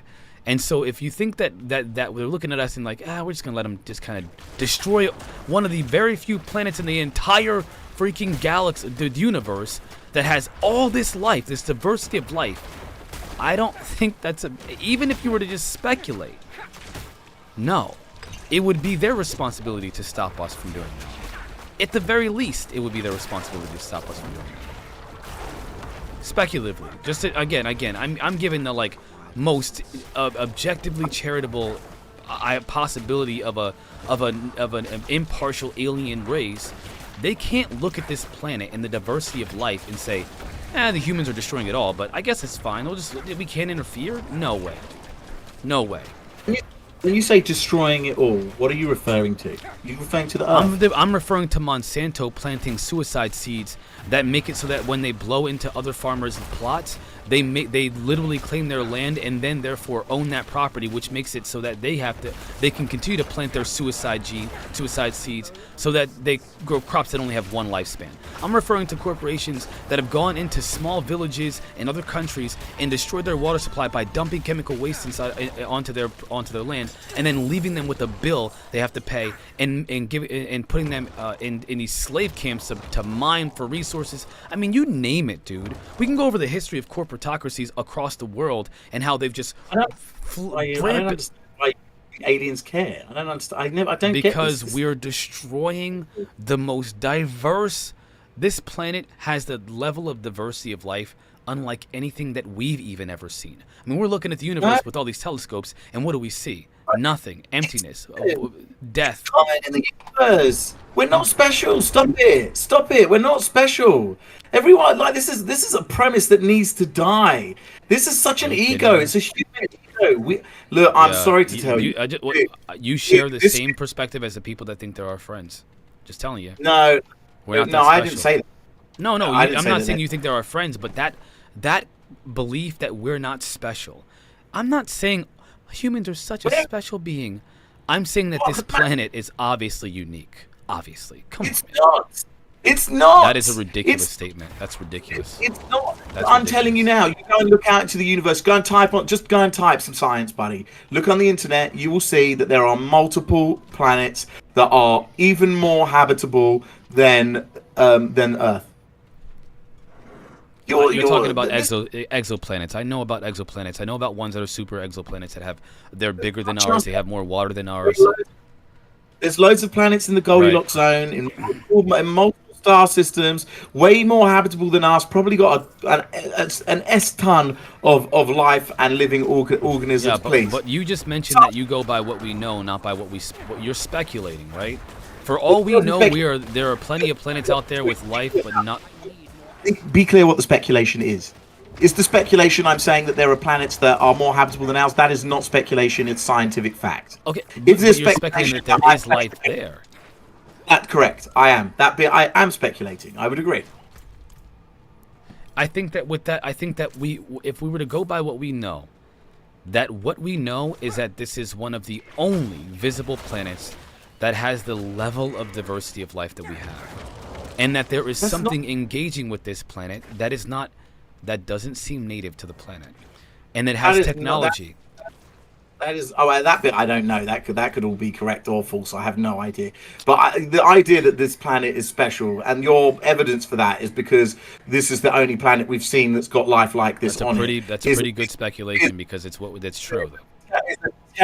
Is a terrible speculation, because if we were to, and I've said this before and I'll say it again, if we were to measure the quantity of space that we've managed to have a look at, it is one cup, it's one glass of water in the ocean. Right. And you cannot decide there are no fish in the ocean based on one glass of water. You cannot determine that our glass of water is any more special than the rest of the ocean without looking at the rest of the ocean. It's a nonsense. Yeah, let me ask you. Let's talk about this data set that you're operating with here, because what you're saying is that you're doing the thing that you said that is a problem essentially when people are making their assumptions and conclusions about things. The idea that we are not special because there might be other life out there somewhere in a Goldilocks zone is pure speculation. The idea that we are the only life that we are aware of in the visible universe as we know it right now isn't speculation. And the idea... Can't deal with them. They're just so... Listen, okay, look. The idea that there is aliens that exist in the universe somewhere, or that there is life out there, is not really debated amongst astronomers. Right, exactly. I know, but why is it debated that it's? See, this is the crazy thing. There's more evidence for alien life, if you will, just to be, for the sake of the conversation. There's more evidence for alien life here than there is for alien life out there. No, that I disagree with again. Based off of what, dude? Based off of probability. Statistical probability. What about the data we have? Something I'm is talking being about- alleged to be interacting with humanity. No, look, Right. look. I mean, look, let's just be reasonable. Let's just try and be reasonable. Do Okay? you think I'm not reasonable, you motherfucker? It's gonna give. Let's go. Let's hear it, man. Let's hear it. Let's just try. You're this idea that there is more evidence for aliens on the Earth than there is out in space is bump. Okay. All right. We already know that there is water on other planets. We already know. We could tell by spectroscopy. Right. We I'm can aware, tell I'm aware by of this. I'm aware of this. I read the articles. I mean, I'm not like a scientist, but I read the articles too, so I know. They What you're have saying. oxygen. We can tell they have oxygen. We Right. can tell that they have water. This is bump. We've got no place on the Earth where oxygen and water exist where life doesn't. This is a joke, right? You've got sunlight, you've got water, you've got oxygen, you have life. They come hand in hand. Do they? There isn't a place that. Yes. Yes, it does. You go deep Based off of underwater. what? You don't even need sunlight. You go deep into the deepest part of the ocean. You still have life. extremophiles. So but base. Why do you speculate that there's got to be life on these exoplanets? Because of what? Based off of what? Because, as I've pointed out, that the sheer number of them, and the way in which humanity has occurred, the way in which our beings have developed. We're talking about going from amoeba and the process of evolution. Right. Is not special. The way that the universe works means that ultimately, as long as the certain conditions are met, let me finish. As long as certain conditions are met, life will occur every single time. Hold on. We've tested it. We've tested it. We know. Let me just throw this data point out there real quick. The universe is As long as- now 20. The universe is now speculated to be like 26 billion years old now, right? I believe it's 26 from 13. No, 14. No, it's 14 billion. And No. there's a spec. No, listen, I know what you're saying.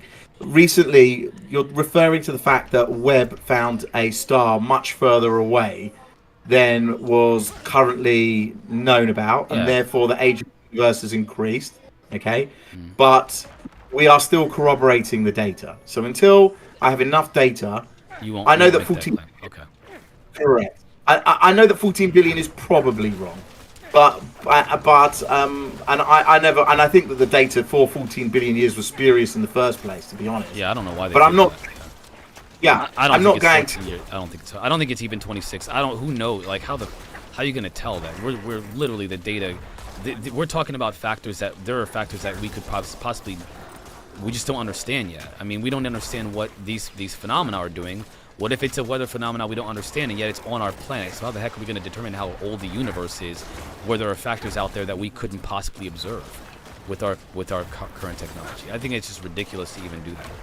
I think it's ridiculous. The age of the universe is done in a much more complicated way than that. We look at redshift of the stars, and we're able to use the Hubble constant to determine the age of the universe. What if some discovery in antimatter changes the entire calculation literally on it? What if it becomes it's now 150,000 billion? I don't know. There could be all kinds of factors that we come across later. Maybe quantum physics has a more tangible perspective of reality, and now we find out that there is no age of the universe. That everything's always existed all the time. It just keeps reemerging over and over.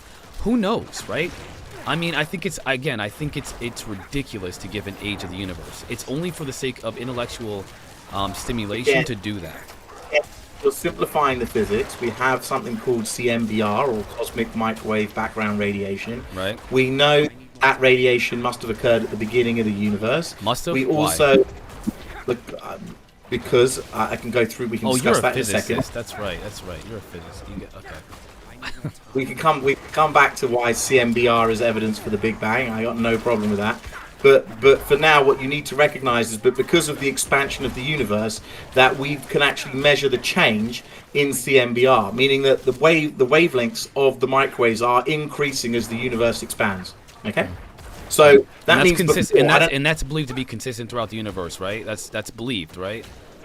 Correct. We've actually taken a picture of CMBR, and we've seen that CMBR is pretty uniform across the whole. What about universe. what about the age of galaxies, for example? You know where I'm going with this because I know you know the data on this.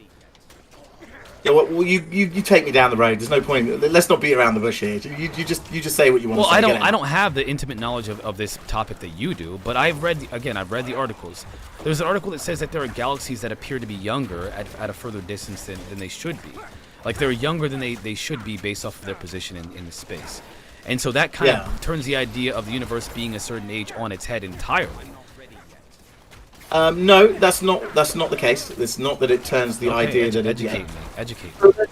Right. So I think we need to separate two concepts. Number one is the fact that CMBR was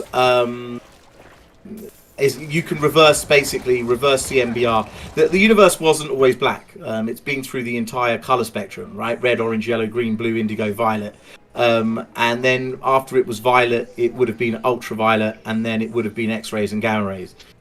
So we would have had that. When we get into the cosmic rays that we see in the universe, we can actually calculate based on how the CMBR is changing, how old the universe is.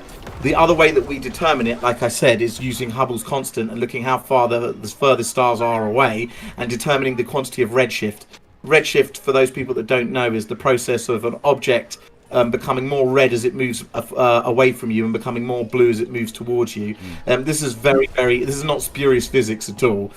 We use it all the time, even to look at babies. Like if you've got a baby and we use ultrasound, we use something called the Doppler. Doppler is measuring the blood from the baby coming in and out. We can also look at your heartbeat and the ratio of your blood coming in and out and determine using a Doppler shift to look at speeds and rates of things moving forwards and away from us and towards us. So this is not spurious. It's very cemented physics. It's not really an issue. In terms of the age of the universe, the issue that we have is that there are stars that have redshifted. I'd say a few stars. We've gathered some data that seem to have redshifted further than was expected. And so we have to reassess what the current age of the universe is going to be. It's not a question of whether the universe started at a particular point, i.e. whether the Big Bang happened. It's just a question of how long ago was it. So let's not confuse those two. You're confusing those two things. Well, I mean, I'm not going to even contend with that because I don't understand the physics behind it at all. I just know what the articles are suggesting, and in their conclusions are pretty clear that the age of the universe isn't as clear as they thought it was. That's what. I mean, we could always pull up those articles and go over them, But what my point? Let's for now. I don't think I'm debating any of that. I don't think I've debated with you that. I said I'm not prepared to change. Yeah. I'm just not prepared to try age of the universe until we've got more data. That's fine. We'll see. Well, when that time comes, we'll have another conversation about the fact that science is constantly evolving and changing its perspective because of new data. And I think that's what my point is. That my original point was that, when we're talking about these speculative, if you will, scientific potentials, you're basing them off of our current understanding of the nature of reality. And what's being alleged, and this is where it gets difficult for me, because I'm not a scientist, but I've talked to scientists who, and listen, man, I don't know what your level of understanding of this stuff is, but I've talked to some people they're pretty. If there's anybody that would know anything, they know. The people that are part of what has been called the secret college, and they're saying that we may want to rethink our understanding of what reality is, and it's all tied to this phenomena. They're claiming that, and this is what's been stated publicly. I'm not releasing anything that I've been told, but publicly it's been stated that we don't understand the nature of reality, that our understanding of everything is going to change once the reality of this topic is revealed, and that the reason why they won't tell people, the biggest reason why, is because our understanding of what it means to be human and autonomous is what is going to disturb the public. I've sent you a link from IFL Science, which is a respected site, right. And it says why it's extremely unlikely the universe is 26.7 billion years old. I'm going to have to read that, and we'll have a conversation about that, because we can talk about that maybe tomorrow, if you will. It's only short, but take a look. Remember that our age of the universe, 14 billion years, is not determined by one observation. Of course not. Okay. Yeah, But that's what they've done by saying it's 26.7 billion years old. It's suggesting that the one observation that we had of the furthest star away was the only data set that we were using for the age of the universe, and that by changing that one data point, it changes the age of the universe. Well, we've still got all the other data that they'd still have to deal with. So what you're saying, okay, so, I see what you're. I didn't read the article yet, but I see what you're saying. What you're in this again, you speak so clear, it's hard not to understand what you're saying. But what you're saying is that, and just for those of you who are not, into the philosophical conversations like this, basically there are multiple factors that go into play when determining the age of the universe, and science, one of the biggest factors, a factor that has a lot of weight on this determination, essentially is suggesting that the universe is older than it looks. But there are other factors of either equal or similar weight that have to corroborate this one factor. I would say that that's a fair approximation.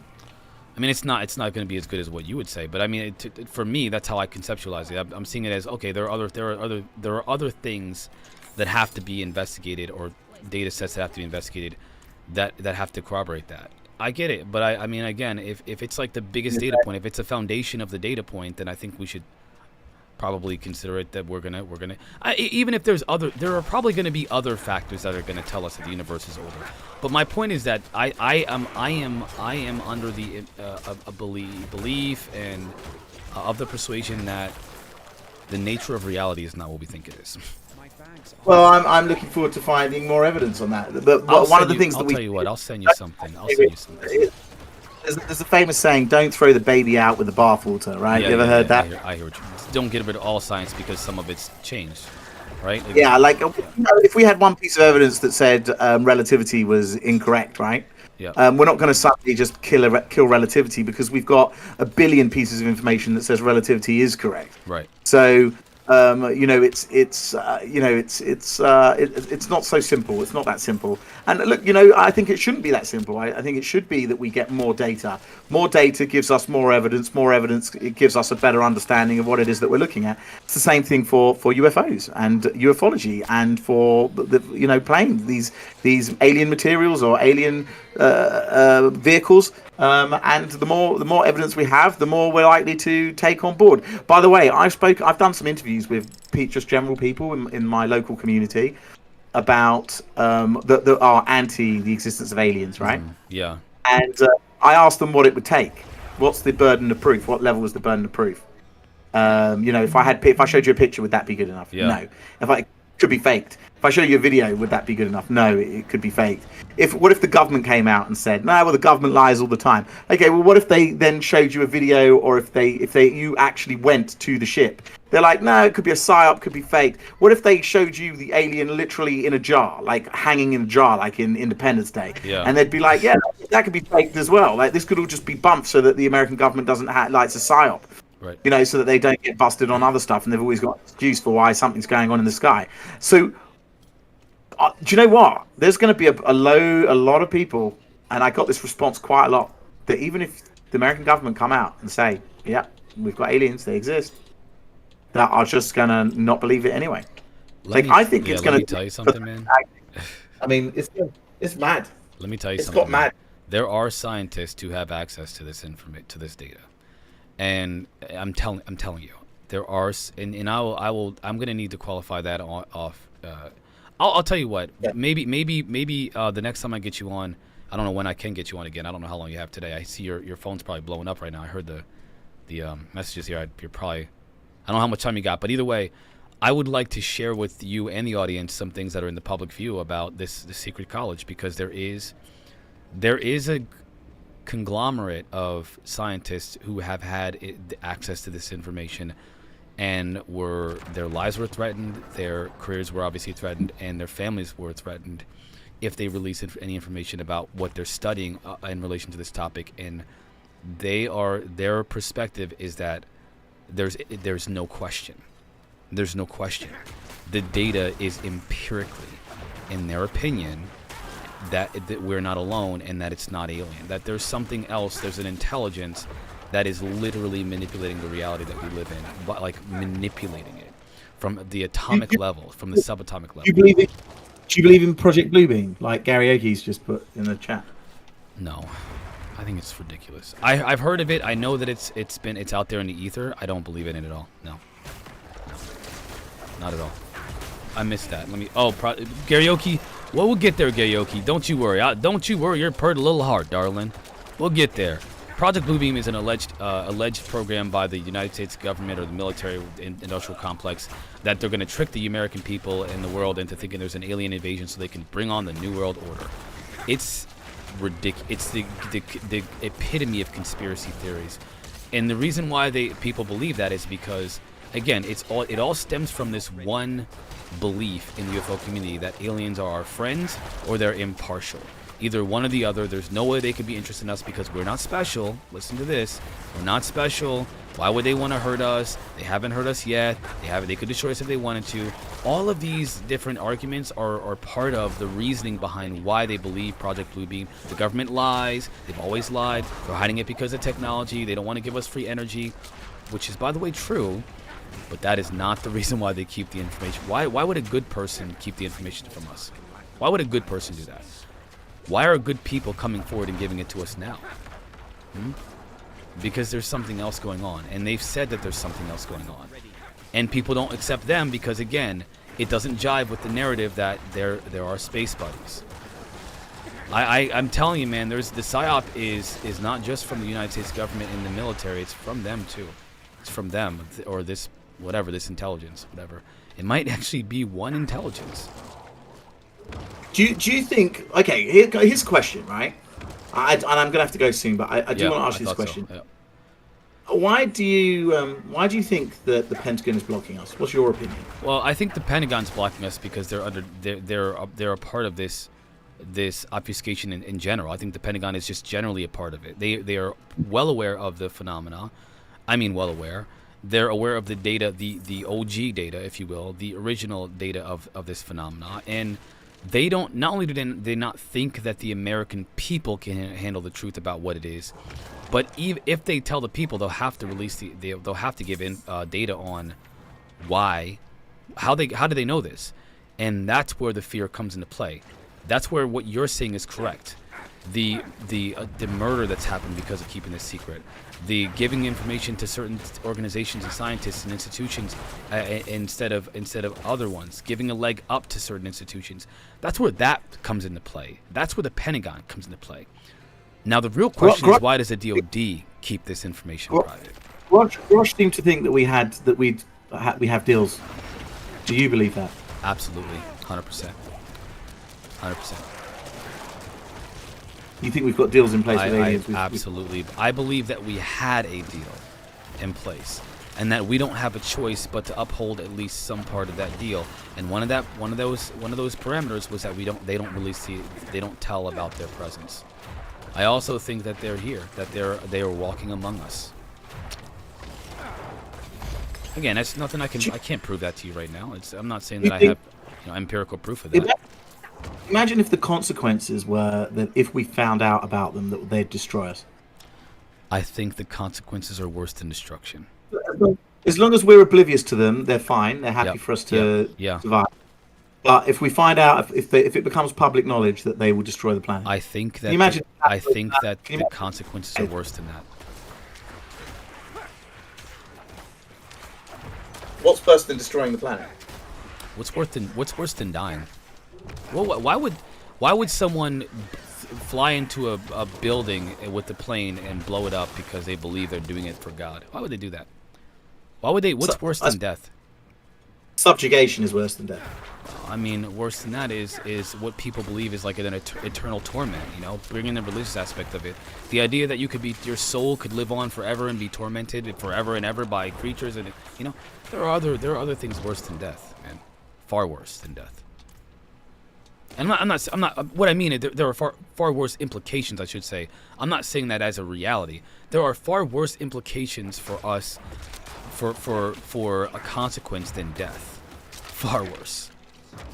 Imagine if you were stuck in an infinite loop of time where you experience every day a new trauma, a new terrifying experience for all eternity, but you never die.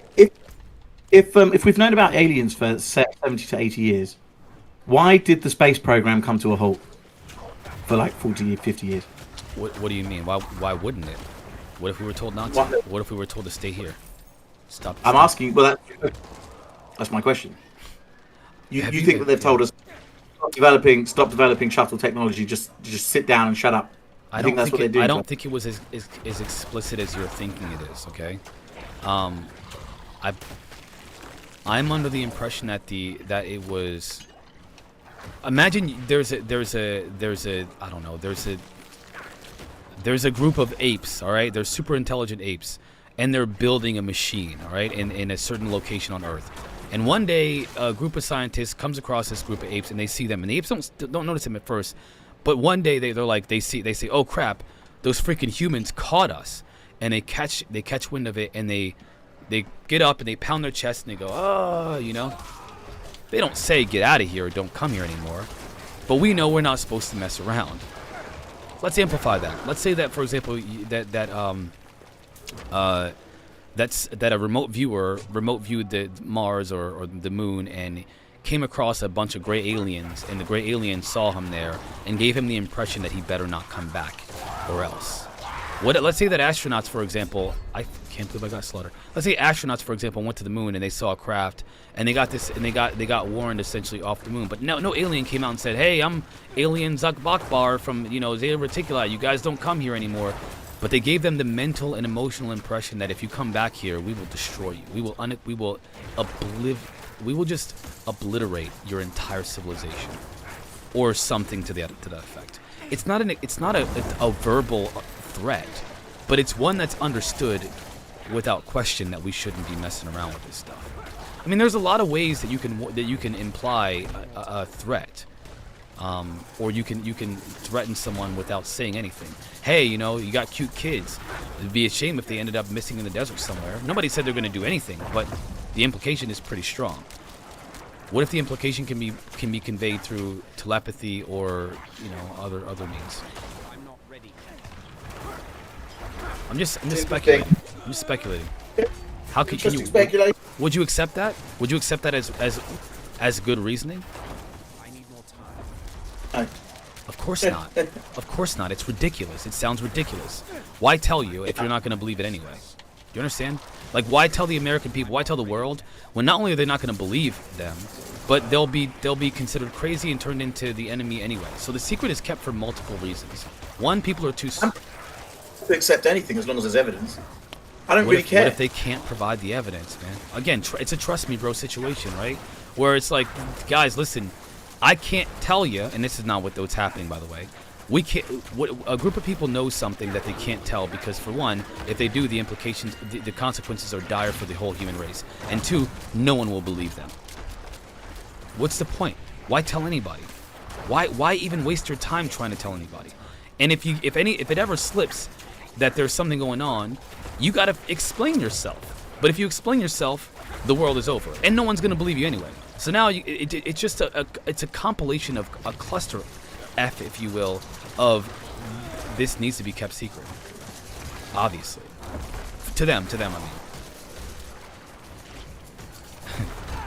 It's complicated. Yeah, it's complicated.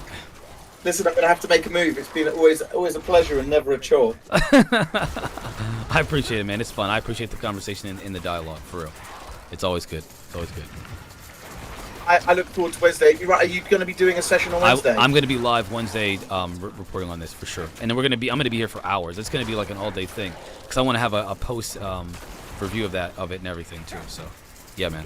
Yeah, I'm looking forward to that. It's I don't know what time it is UK time, but I think it's 10 a.m. Eastern. 10 a.m. Yeah, Eastern my time. So I'll be here, and then I'll be here for way longer after. Tomorrow I'm going to get a lot of sleep because I need to be ready for this. I need to be ready for this. According to the internet, that's 3 p.m. my time, which is great. Right in the middle of the day, I'm going to love it. Well, if you want to join me afterwards, by all means, man, it would be really awesome to have you on. Yeah, there should be like a little post party kind of thing. Do you know what I mean? Heck yeah, man. Heck yeah. Either a post-party or a post-riot. We'll see. Yeah, exactly. Yeah. Okay. All right, brother. Lovely to speak. Take care, guys. Thanks, chat. Take care, man. Speak soon. Peace. That's awesome, guys. I love having Drunk Physics on here. I love it. I know you guys do too. All right, so let me see. Do I Darren 1320? Let me answer your question. Give me 1 second before I get my cheeks clapped by these demons. All right, by these interdimensional beings. Aliens, maybe? Is it them? All right, so I like to have these philosophical debates with Drunk Physics, especially because of all the people that I think are balanced in perspective, Drunk Physics is obviously balanced. I mean, he's a scientist. He's obviously got that perspective. I don't have the same perspective. I do try to be measured. I try to be logical, I should say. I'm not necessarily always measured, but I do try to be logical with my beliefs. But let me look at the chat now. I've been really focusing on this conversation. So Darren 1320, karaoke. You guys have let's go over what you guys are talking about because I missed it. Karaoke, Project Bluebeam is BS, bro. I'm just kidding. Hold on. If you're interested in Secret College, look at Dark Journalist channel. He has loads on that. How is what you believe any more believable than Project Bluebeam? Because there's more data for what I believe in than where's the data for Project Blue? Who's coming out and saying Project Bluebeam is a thing that's in the government? There isn't one person that's come out and said, I've worked for the government and I'm sorry, that's not true. There's like one. There isn't a general, like David Grush isn't coming forward and saying, guys, they're going to stage an alien invasion. And by the way, most people think David Grush, everybody on both sides, good and bad, the people that are against disclosure, the people that are against aliens, they don't believe they're aliens, the debunkers, the skeptics, everybody unanimously believes that David Grush is an authentic person. And he doesn't talk about that at all. I mean, he's kind of jiving with what I'm talking about, guys. I'm not saying exactly, but he's jiving along the lines of what I'm talking about. Interdimensional beings, not from this physical space, probably not extraterrestrial. The government has killed people, yes, but the problem is that is them. We made deals with them. They're not our friends. I'm talking about the same thing from a guy that even debunkers say is credible. So my question to you is, why do you believe that Project Bluebeam is a thing when nobody that's coming out and talking about this as in the whistleblower community is saying the same thing? This is possibly why the coast, because the general public will think it is astronomically stupid and impossible. When it or something like it does happen, people will just follow and believe what's happening at the time. I mean, people are sheep, right? Karaoke, that's a good point. This is just our fantasy and stories that we're basing on what might happen or be possible. I'm guessing that was just along the general conversation we were just having. I'll ask again, how was the okay, so we talked about that. If they were a threat, then any space flight or moon landing would have been blown up or destroyed. Do you remember, Lux DS, I'm going to answer that question in just a second, all right? Karaoke. These are good questions, okay? First of all, let's just, you are, I don't think that's a very dynamic. I think that the video Lex was fake, but I think it may have been based off of a real event. That's kind of where I'm going with that one. Fake video based off of a real event, potentially. I don't know that for a fact. I'm just saying if I'm going to go with what I think that's probably the case. Now, Karaoke, my guy. Listen, my guy. That's not a very dynamic way of thinking about it. So, like, okay, you're saying that if they don't want us out in outer space, then they would have blown up all our spaceships. Well, just so you understand, we haven't been back to the moon in I don't know how long, right? We haven't been back to the moon in decades. We lost all of the data to the first moon landing, and every time they talk about going to the moon, they never show the dark side. I mean, there are images of the dark side recently. But we also know that according to people that even believe in Project Bluebeam, that they literally airbrush photos out. They airbrush objects out of photos because they don't want people to see what's there. They don't want them to see the most damning evidence that there's something else out there. So I think that it's pretty clear that whatever's going on there is an issue with these beings not wanting us on the moon, for sure. It is more plausible than Project Bluebeam by far. Because again, the only thing, what do we have on? What's the data on Project Bluebeam? Tell me the data on Project Bluebeam. What's the data? Somebody said it. Is there more than one? Is there corroborating evidence to that data?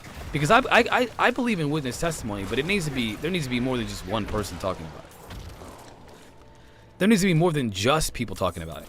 If Commander David Fravor came forward and said he saw what he saw, but there was no camera footage of it, it'd be hard to believe. If there were multiple pilots that came forward and said they saw the same thing, it'd be easier to believe. If there are multiple people that said the same thing, and there's radar data, and there's IR sensor, and there's all this, okay, now it's really believable. If there's all that data, and the U.S. government said that the U.S. government classified the majority of that video, okay, now it's even more believable. If you see, there's compounding reasons to believe in certain things, and Project Bluebeam does not have compounding evidence. It just has a data point or two. That's why I don't believe in Project Bluebeam. It does not have compounding evidence to the veracity of their claims. No, it's BS, dude. It's complete and total BS.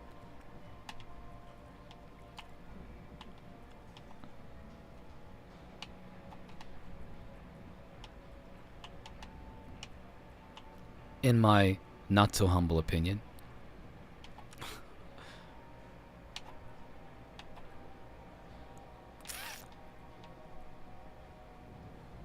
So, who was the guy that said there are structures on the moon and that got run over like a week before he was supposedly tested?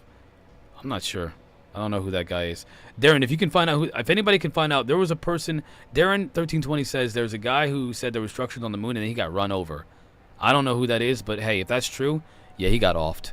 There are other people who said the same thing though. Hold on, guys. You want to play this game? Let's do this. I don't have the issue worry about copyright strikes because I don't monetize my channel. I forgot. I totally forgot. Hold on one second, guys. One second.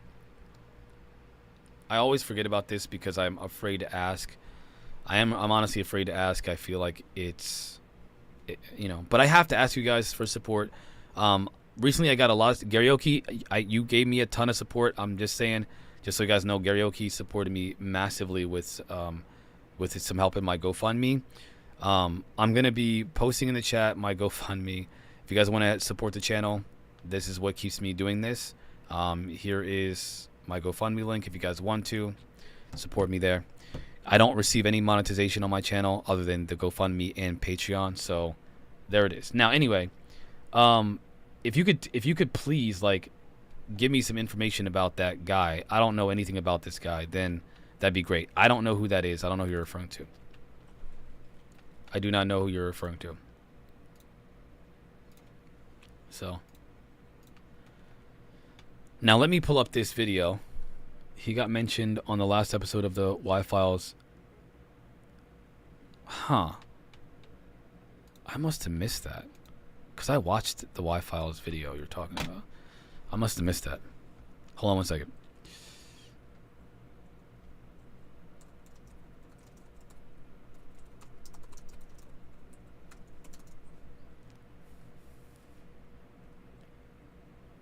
I demonetized the channel, Garyoki. I demonetized the channel because... So I had to demonetize the channel because, for one, in order for me to reach more people... Twitch as a monetized Twitch streamer, they don't let you live stream your content anywhere else but Twitch. That's not. I want to be able to engage my audience. That's part of what I do here. You guys know that. This is us talking about this stuff. So I had to demonetize my channel so that I could expand my reach. I wasn't making a lot of money on Twitch because they take 50% of everything that you get. Everything that I get, guys, Twitch took 50% of that. YouTube takes 20 or 30% of that. So 30% of what I would have gotten from YouTube goes to YouTube. And in this moment, my business with voice acting was carrying me with this field. I would have had to quit. And I almost quit last week. But again, I got support from the community, and you guys helped me. You guys helped me in 24 hours. You guys helped me reach what I needed to reach. just to pay the bills, man. Just to pay the bills. You know, so I now do GoFundMe as the primary way for you guys to support me. So instead of doing super chats, I post the stuff, the link in GoFundMe. I'm sorry, the GoFundMe link into the channel now, so that anybody who does want to support me, and there's a lot of people that want to support me, they can. And again, I really appreciate. You guys have no idea. I would not be able to do this without that support. So, thank you. Now, I want to pull up this video for you guys, and we're just gonna look at it. We're gonna look at it, and I'm gonna chat with you guys in the chat, and we're gonna talk about it. Check it out. I'm gonna pull it up on StreamYard. Let's see here.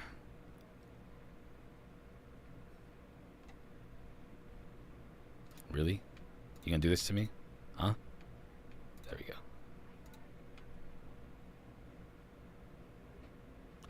That's exactly, Garyoki, that's exactly it. So, thought the idea was for you to do this full time and make a bit of money. That's exactly why I expanded. I couldn't, so if I stayed with Twitch, I wouldn't be able to receive as much support, because I'm only on Twitch, and by the way, that's gonna limit how many people who want to support. People were telling me, Garyoki, you're the one who told me to GoFundMe. I would have never been able to get any funding if it wasn't for you, because I would have gotten $5 Patreon, which is also helpful, by the way. Don't get me wrong here, but the GoFundMe allows people to donate as much as they want to. And there were people like yourself, Garyoki, who were like, hey man, I want to be able to support you. I want to give you more support. You need to do something. And you told me to do GoFundMe, and again, people were dropping donations in there, $20, stuff like that. More than that, actually. We're dropping more than that. So I really appreciate that. I wouldn't be able to do that. If it wasn't for that, for GoFundMe, I wouldn't be able to I wouldn't be able to do this here. Every day, Monday through Friday, I'd have to quit and only stick to the weekends. So now that I have the GoFundMe, I can do this stream every day now. I'm doing this full time, guys. It's a full time. It's going to be, this is it, right? So starting next month, just so you guys are aware, I want to talk to you guys about timing, because you're my audience. Starting next month, and that's only in 1 week, I'm going to be going from 4 hours to 6 hours. So you guys have to, Twitch is better, we can all converse better and more. YouTube chat, etc. is just too fast. I hear you, but I got to do both. But next week, if you guys you got to tell me what you want, man. If you guys like these conversations and you think if you want to have longer ones, I'm going to increase this. I plan on increasing this to 6 hours a day. But again, it's all about your support. So if you guys want me to do 6 hours a day, I'll do that. I'm down with that. I'm 100% down with that. I'll do the react videos. I'll do the gaming. I'll do the conversations. I'll debate with Drunk Physics. I'll bring you guys on. You guys want to come on and talk? You guys can come on and talk. Garyoki, you want to hit me up on Discord? You said you wanted to talk. Hit me up. We can have a conversation, man. Plus, you guys get access to a special Discord server. Garyoki, you know what? If you are a obviously a paid supporter, you get access to the Discord server, a private Discord server that we're more active on. But anybody can have access to our general Discord server, where we all talk about the topic and share data and information. So, yeah. Darren1320 says, at the end of the Y-Files episode, that Carl Wolf was mysteriously hit and killed by a car a week before he was supposed to testify. Let's check it out. For some reason, I'm not getting... it won't let me pull up, strangely enough. One sec. Oh my gosh. What is the weather like today? I got allergy issues. Why? Oh my gosh, that's why. Oh my, why won't it let me pull up YouTube on here? Huh. Can you guys hear that? Can you guys hear this? 3, 2, 1. Okay. I think you guys can hear that. Hold on one second. Excuse me. So, Garyoki, there's part of your answer. Thank you, Darren1320. Hit me up with them facts. Them big fucks, big fucks. That's big facts, not big F word. Big fucks, big fucks. I'm just saying it in a semi-Jamaican way.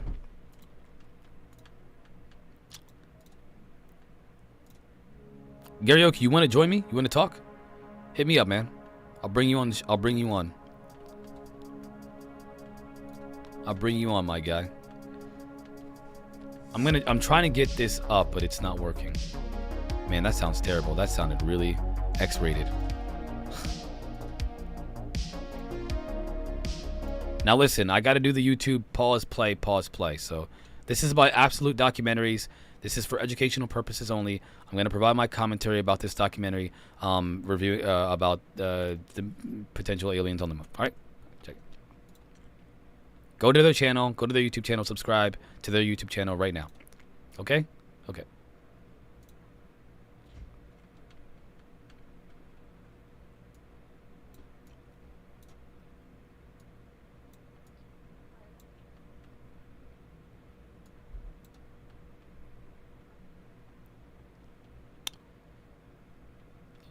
Can we all talk with split screen video like SOR?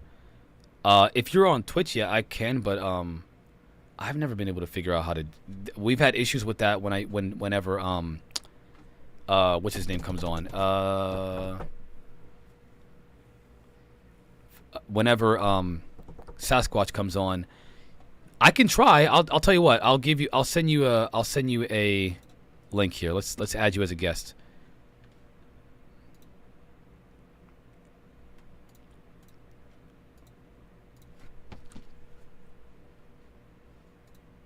All right, let me know when you get the request, okay? I'm adding you right now. Give me 1 sec. Cuz I've been wanting I really wanted to talk to you about. We didn't get to finish our conversation because I kept losing service when I was driving around. Don't mention where it was, please. That's between us, guys.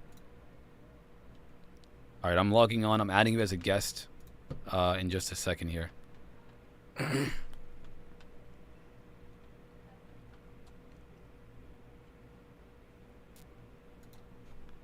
Okay. So I added you as a guest. Just go ahead and don't.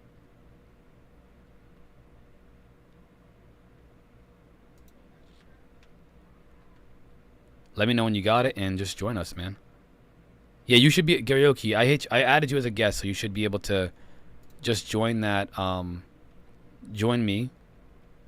Accept that link. Did you get the invite? Hold on, I'll send you the request here. Karaoke.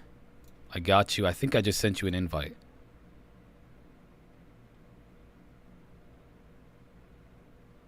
Yeah, I sent you an invite. Try again.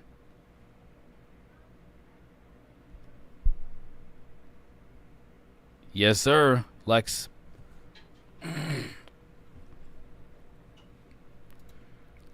I sent you an invite on Twitch.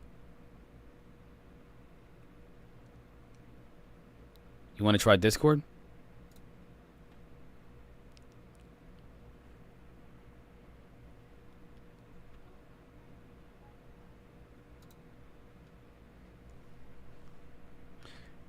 Karaoke, let me know if you got it.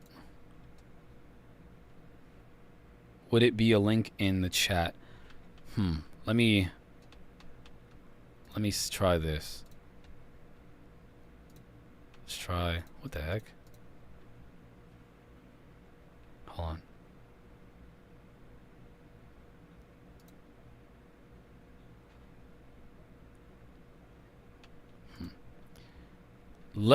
Do you have Discord on your phone, Karaoke? I can send you a Discord link instead.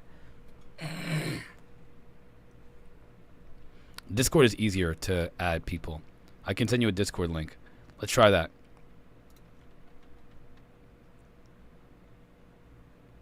Karaoke. Calling you now.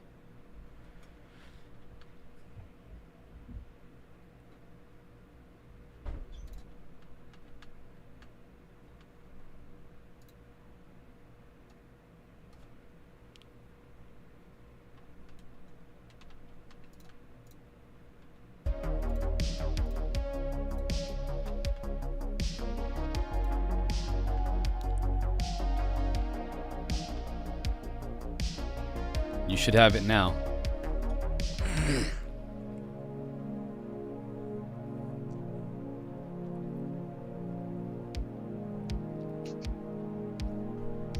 You with me, Karaoke? I hear you. I hear you. Rustling around there. What do I have to turn my sound down or something like that? No, you're good, man. We can hear you loud and clear, brother. I'm watching you on TV and you're not speaking, but With me, Karaoke? Yeah, I hear you. I hear you. yeah, right. I'll tell you what. Let me mute. Right, can you hear me now? I can hear you. I can hear you. Right. Okay. I've had to mute because what I do, I watch you on my TV, as you know. Yeah, that's cool. And I type on my phone. So hearing, do you know what I mean? Hearing both, Yeah. I've got 2 or 3 voices going on at the same time. Yeah. No, it's cool. We can hear you though. The audience can hear you loud and clear. I can hear you loud and clear. We're gravy, man. We're gravy. Right, listen, it's all worked out. Let me tell you now, Project Bluebeam. All right, Talk to me. So I'm aware of Project Bluebeam. I know. Hold on to that desk because I'm going to kick your back. Sorry, go on. Let's do this, man. Let's do this, all right? So I'm aware of Project Bluebeam. Yeah. But I am not the amalgamation of data to the contrary. I mean, like the amount of data that suggests that that's a program that is not going to be implemented is more likely than the affirmative. You know, like I've Right. you know, I've got more information and data on the fact that these non-humans, at least one group of them, is not our friend versus the contrary. Yeah, but you see, the thing is, Project Bluebeam, it's not like a project that's planned, like, oh, you know, yeah, we're going to do this, and have it planned for this time. It's like I don't know, it's like a self-destruct button on the Starship Enterprise. It's like when all else fails, allegedly, this is what they'll try. And people are talking about it. Professional, like I put in the chat, Dr. Joseph Farrell, he's speaking about that. There are people that are saying, right, I've got an idea or I've got proof this, you know, is being alleged or planned, you know. And like I say, they're not saying, right, 5 years from this date, this is what's going to happen. Right. No, it's gonna be like a self-destruct button if they've got nothing else in the box that they can throw at us. They go, right, let's, you know. And it's only it's only called Project Bluebeam because apparently in the past there have been events similar to it that have been called Project Bluebeam. So now everyone calls it Project Bluebeam just so other people kind of know what we're talking about, you know. So you're saying they changed the name, but it's the same game. It's exactly the same, you know. Well, did you see what I put in Discord today about it? It's generally called the alien agenda or the alien false flag. Yeah. And I people, didn't. So this morning I didn't get a chance to check any of the Discord except for to let you guys. I think I let you guys know I'm coming on, but I was up till like 3 o'clock in the morning last night, 3:30, and then I got up at 4 because I saw you guys messaging and I wanted to respond to that. Because you called me out, and I had to respond to that. well, this is the problem. It's like we're different sides of the planet, aren't we? When I'm chatting and everything, all the Brits are up during the, you know. Yeah. All you guys are asleep. It's the middle of the night over there. So, like 4 o'clock in the morning, your time, I'm on fire. You know, we're in Discord, bang, bang, bang. You know. Yeah. And I don't know what you've done, but Discord has just exploded with fantastic, all these different people. Yeah. From SOR chat and all of that, you know. And then it comes to the day and it's dead, it's quiet because all you guys are asleep. You know, it's the middle of the night over there. So I'm waiting for you to come back at me. Bang, and the first thing you say is, it's all a load of rubbish. I don't believe you, Project Bluebeam crap. No. I just joke with you, by the way. I do that with everybody. I hope you understand. I know. That's how I know, but I like I love the banter, the battle. Yeah, man. Do you know what I mean? Heck yeah. So yeah, I put this big speech in Discord about Project Bluebeam, and there are, like I say, there are people. If you go on, you got to search out like different books, articles, and certainly on YouTube there's a bit as well. Yeah. But there are like studious people talking about it. Dr. Joseph Farrell, and even, do you remember? I can't remember her. Is it Carol Rosen? She was Dr. Von Braun's assistant. Yeah. She did mention to the last card. The last card will be the alien threat card. Exactly. Yeah. Now you think all the things he said have come true. Right. Like they'll try the terrorism angle on us. You know, we'll all be influenced to hate Muslims and terrorists, and they'll have that agenda going on. And then other things as well, like meteors approaching Earth, and we talked about that. The last one was like so many millions of miles. It was like between Earth and, I think the meteor was closer. The latest one was closer to Earth than the moon is. Yeah, but it's enough to make the general public take note, and that's all they need to do. You know, we're not talking about films like, you know, where they're sending Bruce Willis up there to knock meteorites and rocks out. It's enough for the general public to go to work and say, "Oh, did you hear about that meteor?" And, you know, on the news last. It's just enough to get our attention, sort of thing, and that's what's happened. And they, like you said, the very last thing will be a planned staged fake alien attack. And you believe that? That's what you're. Why? Let me ask you this. There's a lot of data, historical and otherwise, and as well as more witnesses than that one person, by the way, that says that there is a non-human intelligence here that literally feeds off of human fear and negativity, and that it's directing human civilization towards its own. It doesn't want to kill us because it needs us. We are a resource for it. The reason why, and this is just another speculative. I don't have any definitive position on this one, but there's more information for that than there is for Project Bluebeam, by far.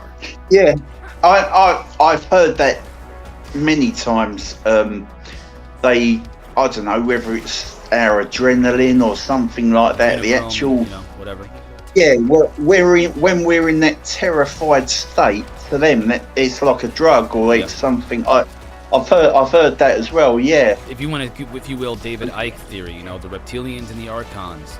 I mean, there's a lot more data on that than there is for Project Bluebeam, and I'm not sold entirely. I mean, there's something to it, but I'm just not sold on that entirely as of yet. I think there's something else going on. Now, I loved Her Majesty the Queen all my life. She was fantastic, and I can't believe she is the first person he targets every time, saying the Queen's an alien, the British royal family. I've got historical ties to it, blah blah blah. Stuff like that. They eat children and stuff. It's weird. Yeah, it's wild. But do you remember the film V, or the TV series V, by the way? Oh, absolutely, dude. Are you kidding me? Freaking awesome TV's one series. They canceled it for obvious reasons, because it's true. But I'm an old man. I'm talking about the original 1980s I haven't series. seen the original one. No, I haven't seen the original. I'm gonna watch that. I'm gonna watch that eventually. I'm gonna get to that. That blew my mind, and it was very scary because I remember the aliens landed and all of that, and we're your friend, blah blah blah. And the first thing they said, I think they had like an actor playing the president of the United States, and he went, "Ladies and gentlemen, they've given us a cure for cancer," and everyone was like, brilliant, we love you. And then it turned out they started eating people's pets and all that, and they could pull their head off, and they'd be a reptile underneath, and it ended in like a world war, so but don't get me wrong, I do believe in that. I do believe that there may be an alien presence. They may be walking amongst us, and they may get high off me. I'm trying not to swear, sorry. they may get high off our anxiety and, you know, that sort of thing. So I think personally that's totally aside from this whole Project Bluebeam thing, you know. So you think the it's idea of just multiple different things happening at the same time, probably, right? I think there's two different things. You've got what's going on in the world at the moment, which is them trying to control us, whether you're into it or not, you know.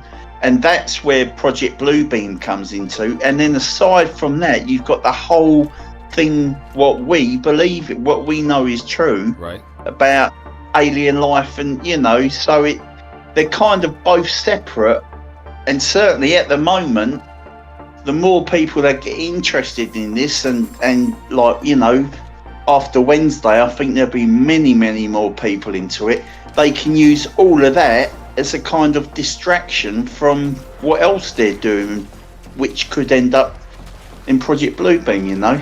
So, well, let me ask you, what do you think is the most pressing issue with this phenomenon right now? Do you think it's that there's technology that's being hidden from the people? Do you think that there are like cures and you know, revolutionary energy, you know, systems that could, you know, change the world, and that's why? Do you think that's, or do you think that there's an alien threat? Well, put it like this. I keep saying to everybody, imagine if they knew there was alien life out there, and it was just like the alien in the film Aliens or Predator. Oh my gosh. Can you imagine that? Not great. Can you? Yeah, not great. Now, exactly. So are they protecting us because they have that knowledge of something that bad, or is there something out there that's not necessarily going to come and say, right, we'll help you, we'll save you, blah blah blah, but there is the possibility of us having a relationship with a alien species that we could build upon and, you know, both benefit from. And they're going, really, all the world governments are like, well, actually, no, we want to be in charge. We don't want the people to, like, meet these new aliens and, you know, live in utopia, that sort of thing. So let's just not tell the public. Let's control them and not let them know what we know. You know, we want to be in charge. We don't want people landing that could do a better job than us. Do you know what I mean? It's hard to put they have into their own. words. I think that's actually. I honestly, this is what gets me about people, right? I feel like we don't necessarily disagree. I think that our weight of when it comes to all these potentials, we put a different weight on each one of them, right? We put this idea of whether or not one theory is more pressing than another. I think there is another civilization that wants to help humanity out there, potentially somewhere. I don't think that's what we're interacting with. That's kind of where my position is. We're interacting with something else, and you can, like, Uncle Daddy Alien is way out there doing Uncle Daddy Alien stuff. Whatever's here is not that, and that's my frustration with a lot of the people. Is like, they say that what we're interacting with is, oh, they're not that bad, they're kind of friendly, probably based off of the potential that there's good out there. This is the good. If the good out there is literally R-wording little girls, it ain't the kind of good I want in my civilization. And if the good out there is... This is the thing, we don't know, do we? Because they're not telling us. We don't know what the hell's going on. We have an idea. You know? We can do our own research. There are people that have done research on this for quite some time. And the people say the same thing, that there is an intelligence. Yeah, this is where I'm not blowing my own trumpet or being aloof, but this is where we're kind of different, more informed. I don't want to say the word superior, but I agree. We are with the you. Superior race, the alien believers. Well, we're not all on Twitch slacking everyone down and stuff like that. We're a bit more. I'd like to think our little community that you started here is a bit more diverse. I don't know. Yeah, I can't. Let me just tell you as well. I know a while ago I told you I've got Asperger's. Yeah. And it's a struggle, man. That's a struggle, my brother. Well, as you can probably hear, part of my problem is I can't put into words what I'm thinking. I certainly can't put into writing what I'm thinking, you know. So if I sound like I'm a bit of a cranky, like, what's this guy on, you know, whatever, No, then I can tell you right now. I think you sound. I can make sense of everything that you're saying, man. I can make yeah, sense of it. I know. But I mean, everyone else in the chat that's listening, you know, they're thinking, who's this crazy Brit flipping? Crazy Brit. You know, exactly. You know, karaoke sounds drunk. What's going on here, man? What's been smoking? No, it's see, this was my other changing the subject as well, and I know it is relevant. This is my big. I was angry at David Grush, or rather Ross Coulthard, because it always seems to be in the world now, the get out of jail free card is people just go, oh, I've got Asperger's. Oh, he's got Asperger's. Don't worry. And everyone goes, oh, it's okay then, he's got Asperger's. Well, sorry, I'm trying not to swear. Thank Prove you for it to me. I do too. I have a hard time too.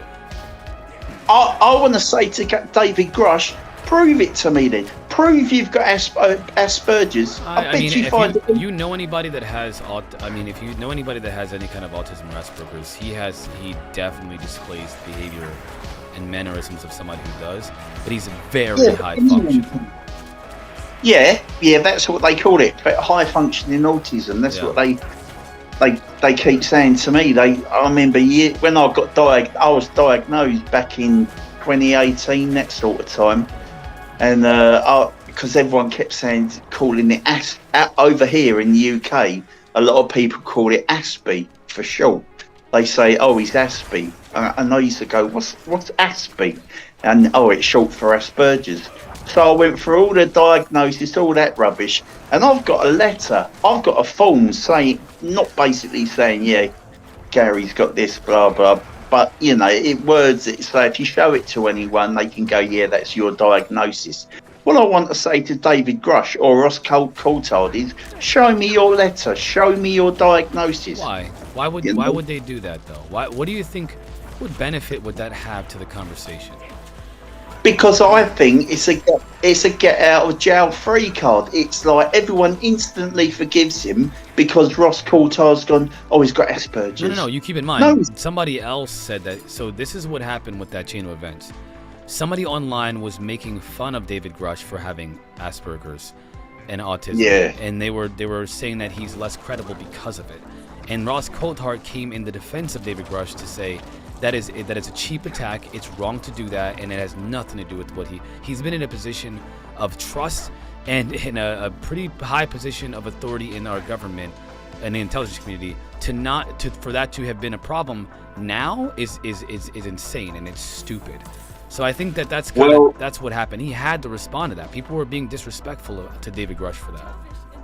Yeah, but you can get all that sympathy, you can get all of that just by simply you or somebody else going, oh, I've got Asperger's. Yeah, but they didn't do that. No, that's the thing. What you're doing is you're saying, well, somebody made fun of you for having a condition. Now I want you to prove to me the condition that you're being made fun of for? No, dude. Yeah, that's not going to...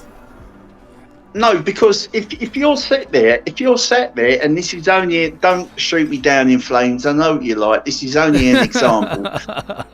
I'll be nice. I'll do. If you're sat there lying through your teeth, possibly, if you're sat there lying through your teeth, a get out clause is to say, I can't think straight, or I've got Asperger's, right? Because that's what everyone said, and then the whole world goes, oh yeah, it's all right. Do you think that's what David Grush is doing? Well, it's a possibility, isn't it? You know, you've got kids, you've got a whole soccer team, you've got kids. I do, man. It's awesome.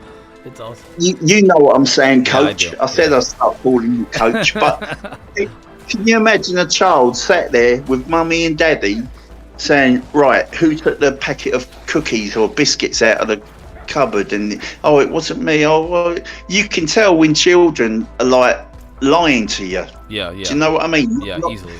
And to me, I'm the same. Maybe that's like a special power Asperger's gives you, but when somebody's lying, I'm still not swearing. When somebody's lying to you, Yeah. I can always see straight through it instantly. You know, You get that because impression. You get that impression about Grush, is what you're saying, right? and I do, yeah. So my whole challenge is right. The word's been mentioned.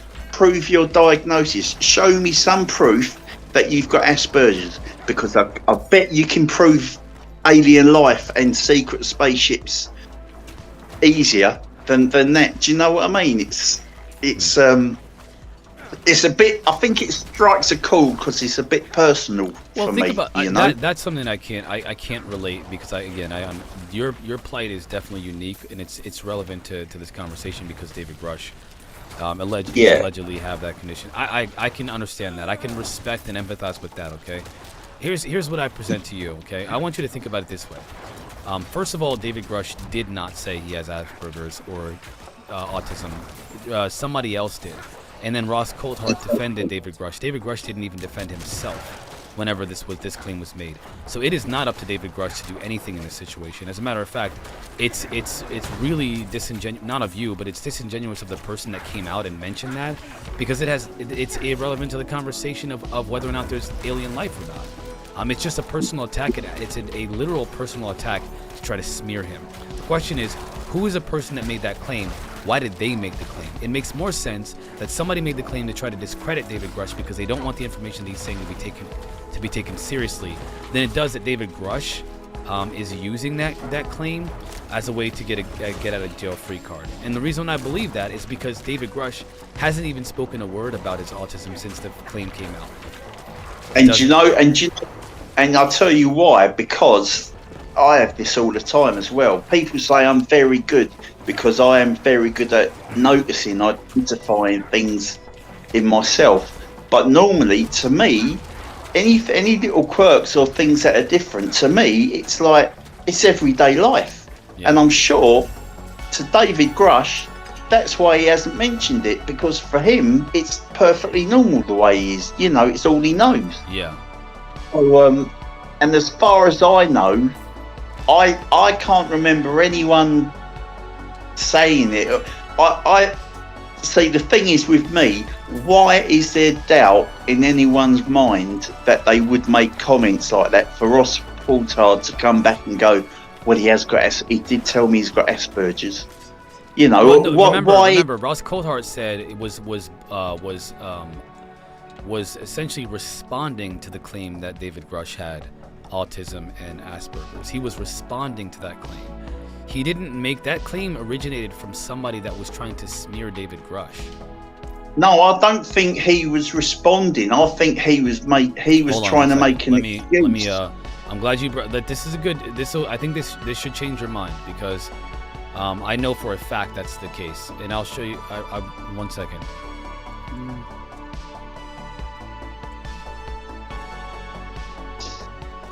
All right, let's check it out. So. Yeah, is it? I'm gonna pull up a video, an audio here. I'm not gonna pull up the. Let's see if this is it. Listening, guys. Listening. Hold on.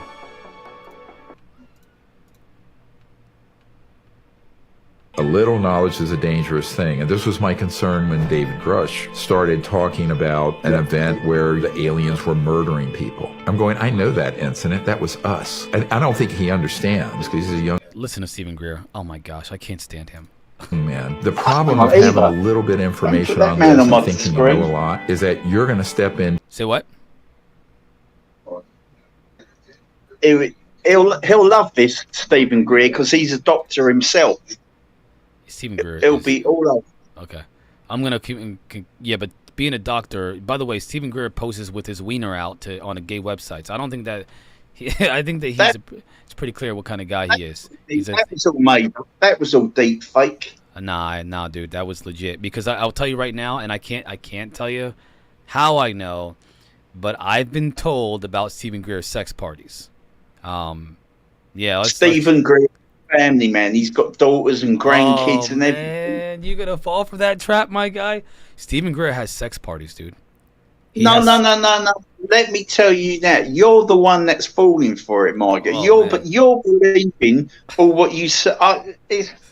All right. Oh, Hey, listen. Maybe Mark, you're right. Maybe I you're right. love Maybe you're talking right. Maybe you're I right. do.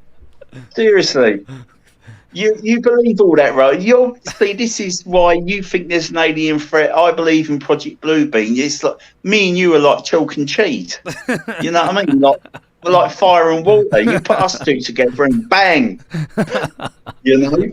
But it's all fun. I think Stephen Greer loves to have sex parties. Who cares if he's? I think the gay part is irrelevant. The fact is that him and his wife both like to have sex with same sex partners outside of their marriage. It's a known fact. It's actually known that that Stephen. I'm not sure how much I can say, but yeah, it's pretty well known in the community, my guy. It's No. In your side of the community, you kind of believe it, but I've talked to somebody that is very close to Stephen Greer that likes him, that knows this is. The argument that they made was that it's none of our business, and whatever he does, whatever him and his wife have agreed, like they have an agreement. It's not like they're cheating on each other. They've decided that they have this open relationship between the two of them. So it's none of anybody else's business to be throwing his stuff out there, which I agree with, by the way. And I just want to say that.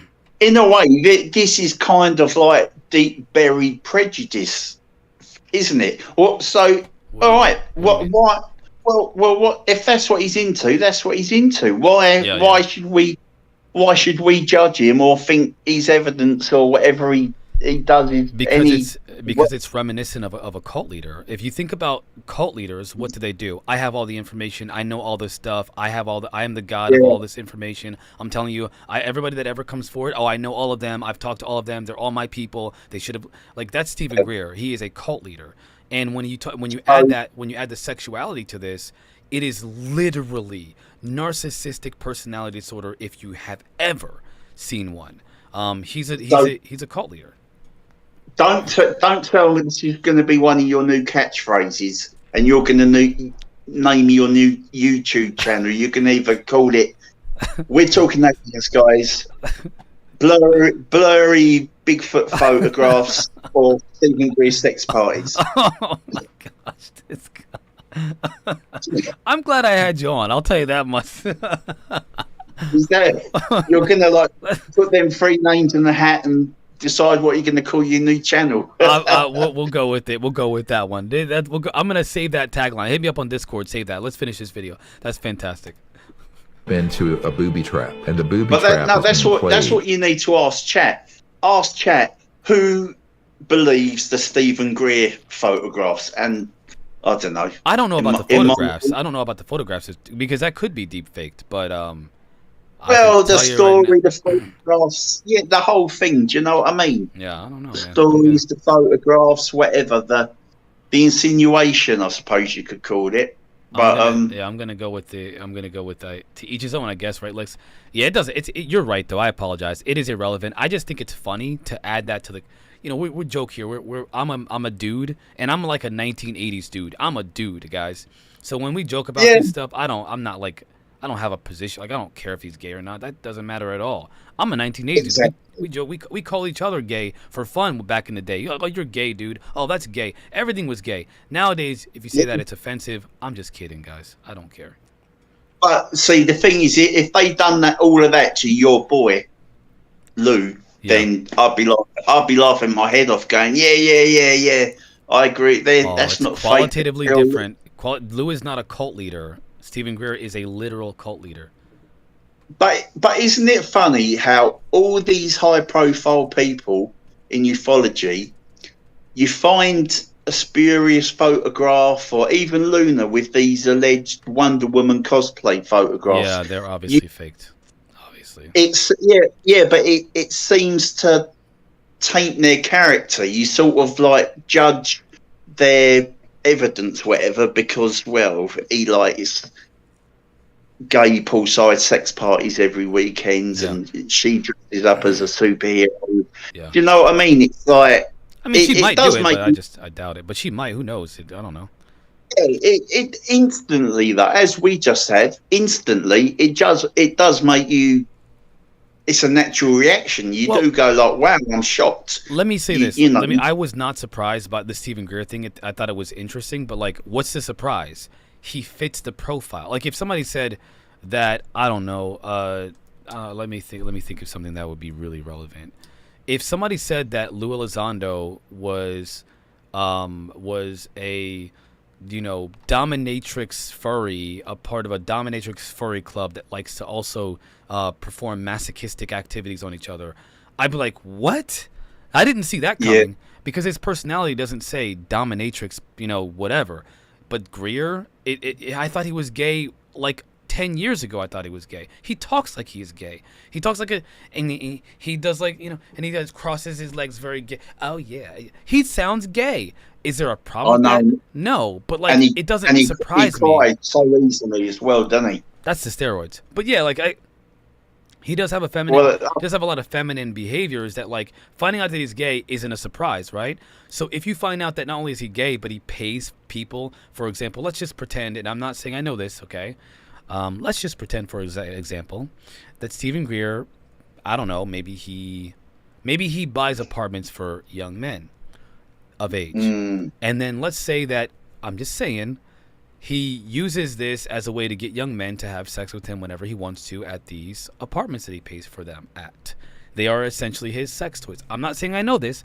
I'm just saying, what if it's true? Would you be surprised? Well, I wouldn't, because it fits the profile. Well, if you've got the money and the resources to do that, then God bless CE5. Right, and what is God bless CE5. all these people paying thousands of dollars to sit in a field, looking up into the sky, and he's rubbing his hands.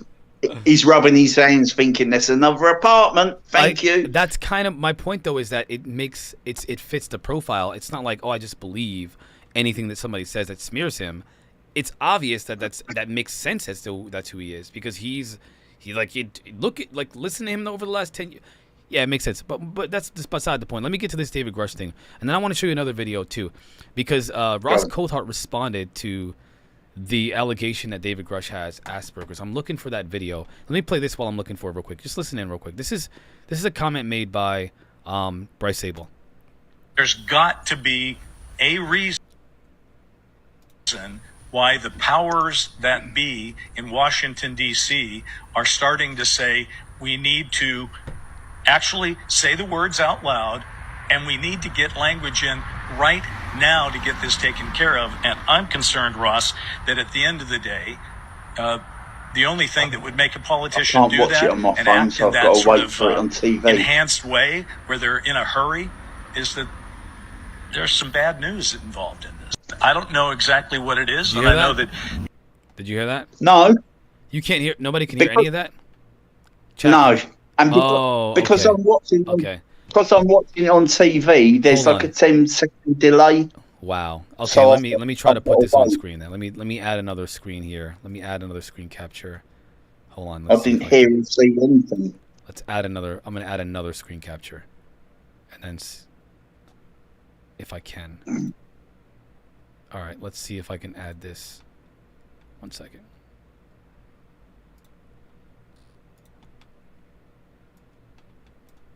Okay. No, if I add the screen capture, it's just gonna add the same one twice. All right, I'm gonna play it. So just listen in, and I'll play that again. 1 sec. There's got to be a reason why the powers that be in Washington, D.C. are starting to say we need to actually say the words out loud. Still nothing? And we need to get okay, language. well, essentially, what Bryce Sable is saying is that there's a problem. There's some bad news attached to the non-human intelligence aspect of this phenomena. That there is bad news, and meaning for humanity, when it comes to this phenomena. And do you know anybody else who's closer to David Grush besides Ross Coulthart? Because Ross Coulthart has the same thing to say. And do you know any, like, you gotta, and this is stuff that I knew before these guys ever. I've been talking about this way before Ross Coulthart and David Grush talked about this. There is a problem with this phenomenon. There's also a problem with government. There's a problem with, there's all kinds of things happening. But which one do you think is more of a concern? The people that can control space-time and manipulate the nature of reality, or like our government who can't figure out how to fly their craft? Which one's a bigger problem? Well, I don't know. What has happened that I can see with my own eyes or reading the newspaper, or what has ever happened to make you worry, other than people, all of these people going, well, you need to be a bit nervous now, you need to be a bit Yeah, scared. John Keel. What? John Keel. I'm- David Jacobs. What were they shot out the sky, and did their Cessna crash into the sea? No, even worse. We're talking about a hybridization. We're talking about hybridization, infiltration, and the reaping of souls, my guy. We're talking about the potential for manipulating human reality for the purpose of influencing with the direction of human civilization for their own aims. We're talking that we are not the owners of this planet; they are, and they do not see us as special, but in the way that you wouldn't prefer. We're talking about stuff like that, okay? We're not talking about Independence Day blow up cities. We're talking about something worse. Nah. See, from my side, the way I see it, I'm not a skeptic. I do believe in everything we all talk about, but things like this, I will sort of like hyper focus on it, analyze it, and think, well, I've never seen anything, anything to prove to me that there's a threat or there's a danger or whatever. It's all lip service. It's all what people just tell me about, that sort of thing. So until they say anything on Wednesday. What about the abduction? What's up, UAP Studies Podcast? Everybody in the chat, we got UAP Studies Podcast on Twitch right now. What's up, my guy? Thank you for being here. Thank you for joining the chat. We're having a conversation about the nature of the phenomena. So here's what I have to say about this. Is my question to you. Have you read about the abduction phenomena? Well, you say, yeah, I have. To be honest, that was the first real subject part of it we all read about, wasn't it? The abductions and that back in the day. Right. And how concerning was that to you? It was very concerning. I mean, there was no videos, no pictures or anything like that. All we had was people's abduction reports. Right. I won't call them stories because that makes out, we're not sitting around a campfire trying to scare each other with stories. Right. They were reports, and I do believe in them, fully support them, because right back in the day, to Barney and Betty Hill, there wasn't any science fiction films or. They couldn't be influenced by anything like that. It was like genuine. It was like, what happened to you? So that it was harder to believe because there was less evidence. There wasn't a lot of evidence besides the witness testimony, and of course, the way to collect that evidence was difficult. Let me ask you this though. Do you believe in psychology and their assessment about psychopathic behaviors? I do, because I used to in a different life, I used to work in a mental health hospital, so I know quite a lot about schizophrenia and all the different types of mental health, and what you've just said, big words, I can't pronounce it, but I kind of do. But on the other side of it as well, going back to Project Bluebeam again, you got to think MyLabs. I wanted to. That's what I was gonna. So you want to bring up MyLabs? We can, but I got a video for that too to back me up. Stanton Friedman and others have mentioned the MyLabs, the potential for MyLabs. Jacques Vallée mentions not MyLabs specifically, but the psychological operations that have been conducted on certain populations, in the planned, which have never been executed, but the planned psychological operations that were alleged to be taken on certain populations for the sake of infiltration. Now imagine. Exactly. Yeah. Now let me just say, have they been around for thousands of years? And this is where I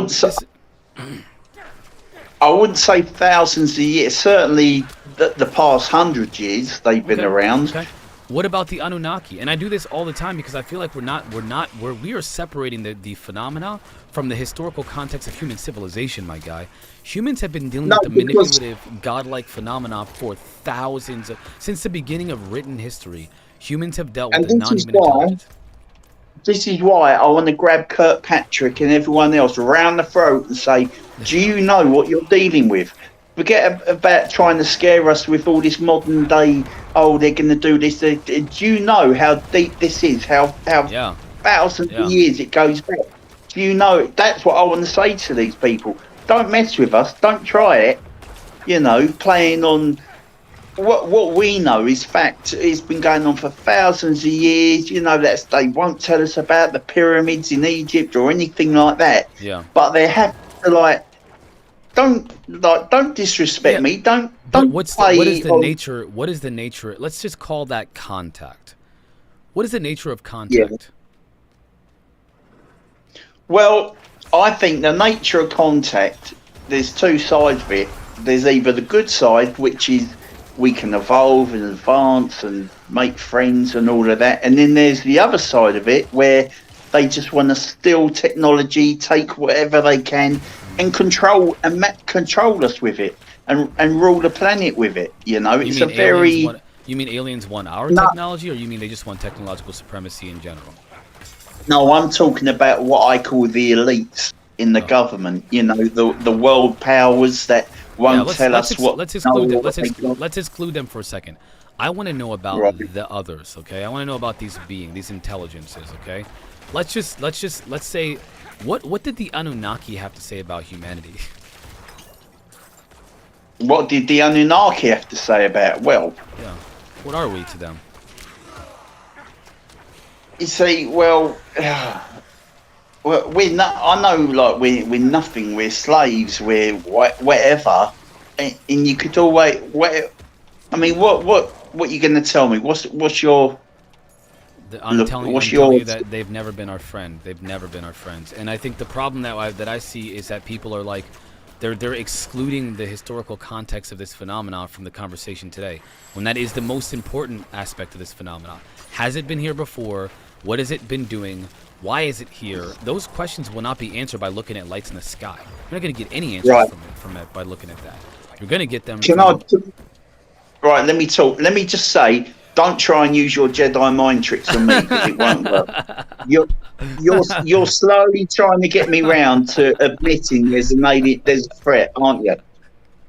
Because I just want you to look at the data, my brother. I just want you to look at it like I look at it. Okay, let's just do this. Okay, let's do this. I am not of the persuasion that this is a 100-year-old phenomena. Okay, and I want to know what's going on, just like everybody else does. So I have to look at it through the lens of like all of human history and the potential for contact that has been done by these beings with us. Has it ever happened? What's it look like? Okay, even if we just look at the last 100 years, what do we see? We see. That's why I brought up the psychopathy thing, the psychopathic nature of the phenomena. If anything, the phenomena is psychopathic, and I mean that literally. If you look at the literal like behavior of a psychopath, they lack empathy. They do things like medical experiments, inappropriate experiments, if you will, intimate experiments, if you will. You know what I'm talking about. They do them on people and don't realize the nature of that, the effect on the person they're doing it on, or don't care. They think it's for a greater purpose. They take people, they abduct them, they R-word them. With the assault, whether it be male or female, they do psychological experiments on them. They mess with their mind. They tell them that they love them. They create Stockholm syndrome. The phenomena is at the very least psychopathic. At the very least. Right. Let me tell you about psychopaths. Over here, it's called the manual. The medical book is called the DSM. The DSM, and the way being a psychopath is described in this book is, if you're a psychopath, is somebody that wants to control somebody in every way, every form. You know, that's interesting. Swap your knife and fork, change your knife and fork. You can't have the fork on the left side today, but absolutely control them in all aspects of their life. Then, right at the end, when they've got no use for them, they can't control them anymore. They eliminate them. They kill them. So when somebody's described as a psychopathic killer, it's probably gone back years before that. They've stalked that person. They've killed their cat just outside of their visible perception, right? So they can't. Right. Oh, okay. So I know what you're saying. I mean, come on, bro. I know exactly what you're saying. That this is similar, or you could put this sort of scenario onto an alien presence. That's what they're doing with us. But why so long? You know? Well, I mean, we're Why? talking about we're talking about a phenomena that isn't subject. Maybe they don't- again they're if you just look at the technology that we have. Let's look at are there UFO craft? The answer is there are unidentified flying objects or unidentified aerial phenomena. They are in the form of physical craft. And have they ever been recovered? Well, allegedly they have been. Well, what do people say that allege to be close to this? They say there's something called time dilation. Well, what's time dilation? The experience of time being affected in a different way in that space within that craft that's not like it is outside the craft in our space time. They have the ability to make, I think it's much bigger than that. So do I. You look at, once again, it's our arrogance thinking like, well, no, it can't possibly be like that because I believe in this. And when even on this planet now, we've got insects that live and die. Their whole life is one day. Mm-hmm. Then you've got dogs. Apparently, you work out like their years are different to us. Every year is 7 years for a dog or whatever, stuff like that. Then you've got plants and vegetation like trees that grow for like we got trees here that are like 800 years old, you know, stuff like that. Yeah. And so with the aliens, it might be kind of like them, like a 1,000 years to them is like, or 1,000 years to us is like 5 years to them. You don't know, Right. You know. I agree. That's a potential. But with that potential, again, that's you're answering the question. You're asking and answering the question at the same time. Imagine if aliens turned up and they moved as slow as sloths. Yeah. Can you imagine? Yeah. That's why, you know, I mean, boy, we shoot them. I'm sorry, I won't swear. We Thank you. blow them off the planet, off the face of the planet, you know, before they even got to us. But if they move that slow, but yeah, that might be this whole time thing is a big factor in it. I think. Because, like we say, it's gone back thousands of years.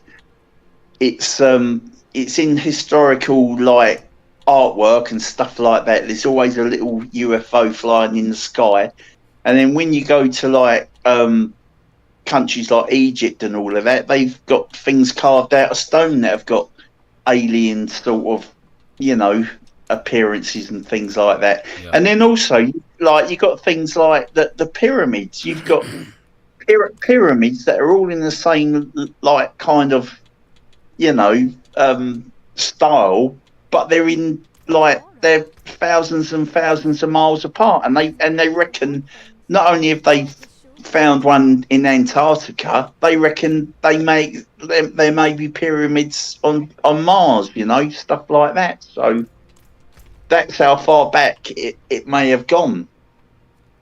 You know, here's what I want to know though. I want to know, and this is where I get confused by the argument against. You know, I'll just say it. I don't like the threat. I don't like the name of threat narrative sounds ridiculous. I think it's frustratingly simplistic. But I get it. I get why people are saying it because there is a concern. Calling it a threat narrative is dismissing the real concern that people have. I mean, you're just dismissing it. You're saying that essentially that there's a threat, but I don't want to look at it because I don't want to be scared of it. Well, that is one of the most dangerous perspectives you could possibly have. Only you're not just doing that. They keep teasing us with it. Your boy Lou coming out with things like, you probably feel somber. Why though? Why do you think he's doing that? Because look at this open conversation that I'm having and how much resistance I receive. Not from like there are people. I am so glad that I can debate with you. I want to engage opposing thoughts about these things. But most of the time when I engage them, there are people that are so upset they'll crying and they say that I'm this and call me names. You know, like why would Lou, when you know, again, imagine this: you go in the world and say there is no God. 2 billion people will burn you at the stake for that, and not literally. You know what I'm like, not literally burn you at the stake, but like people would be so mad because they're like, oh, you just want to tell me that you just don't believe in God, and God loves me, and I know that Muslims, oh, there's no jihad, guys, you need to stop that. Oh, you just don't want to believe. They're gonna blow themselves up to fight again. Like, we're talking about a topic that is so religiously tied that it's not going to affect 2 billion people. It's not going to affect 4 billion people. Cult, isn't it? It's like a cult. The whole, like on Lou Reviews, I can't remember his surname, but Lou Reviews, he totally changed his mind. He was such a believer in it. So, and now he's totally changed. He's like, no, it's a cult. He goes, and I'm ashamed to say I was part of it. And he describes, like, well, I suppose we are part of it, the entire community now. We are part of the community. It has got, like, a cult status. I mean, like, you're my church now. Every day. Like, my people. Seriously, every day, 5 p.m. UK time, I'm here. Bang. That's why I'm always like one of the first in the chat. Yeah, man, I appreciate that, by the way, guys. That's really, it makes me, at least I'm doing, I feel like I'm doing something important, though. It's not just for fun. I do believe I'm doing something important. You are, because the interaction you get, you can type a few words on Twitter, and 3 hours later somebody might come back and he just shrugs his shoulders. Here, it's like, wow, we're talking, and the chat is so much better on Twitch because you can say a lot more. You can scroll back and see what people have said. On YouTube, it's just like bang, bang, bang, bang, bang, bang, bang, and it's like, my God, I can't keep up, So this is why your channel is so addictive, really. That's good to know. I mean, I want it to be a good thing, though. I really do. I'm trying to inspire the people to think about this stuff. Even I want to bring people on that don't agree, because I want even their ideas to be put out there too. I want this. Well, and that's how I feel as well. It's nice to speak to somebody I know that is wrong. So getting, like yourself, like getting that different opinion, where I'm not saying I'm right with everything, but I know there's certainly one or two views you've got that I know are just wrong. It's like, no. I beg to differ. you can research for 45 hours a week and stay up all night. You're still wrong. The thing is, I honestly don't. I mean, this could all be we could be living in a simulation, and this all is a game. No, don't try all that woo rubbish on me. No. I don't believe in that, but I mean, if we can do that, though, like, maybe I'm right, maybe you're wrong, maybe you're right, maybe I'm wrong. There is a truth here. There is a truth to be told, and you got to base that truth off of what you know, and not based off of what you hope it is. And I think I'm of the persuasion that.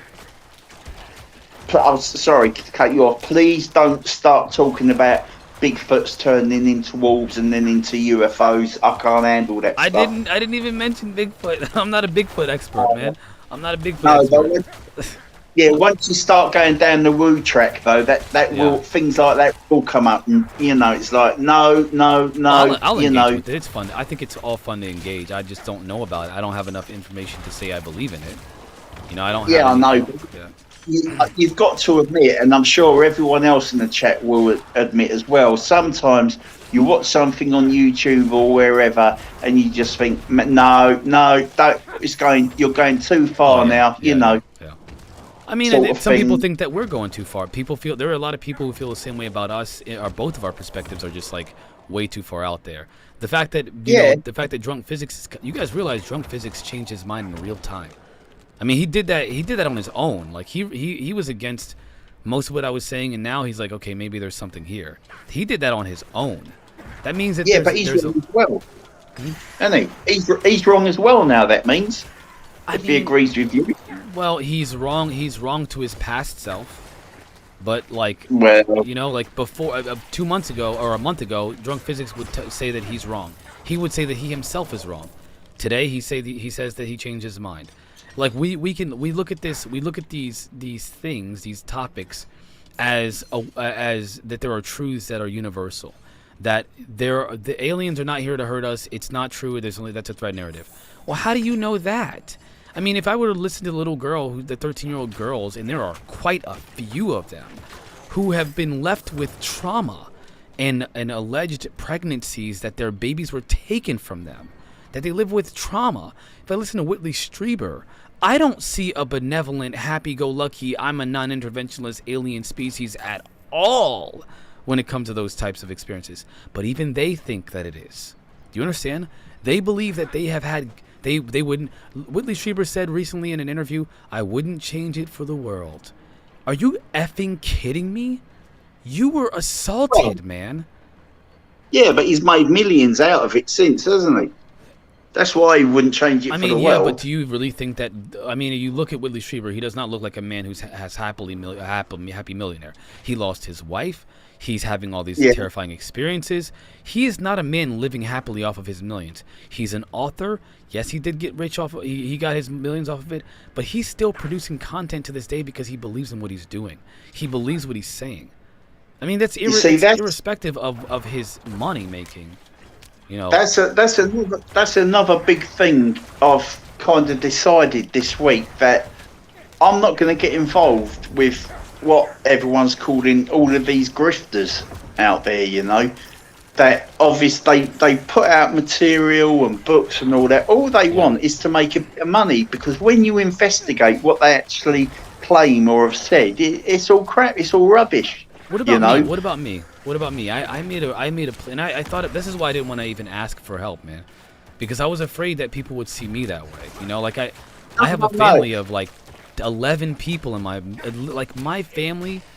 There's 10 people in my home. Do you think that I would be a grifter because I want to do this, but I also want to support my family at the same time?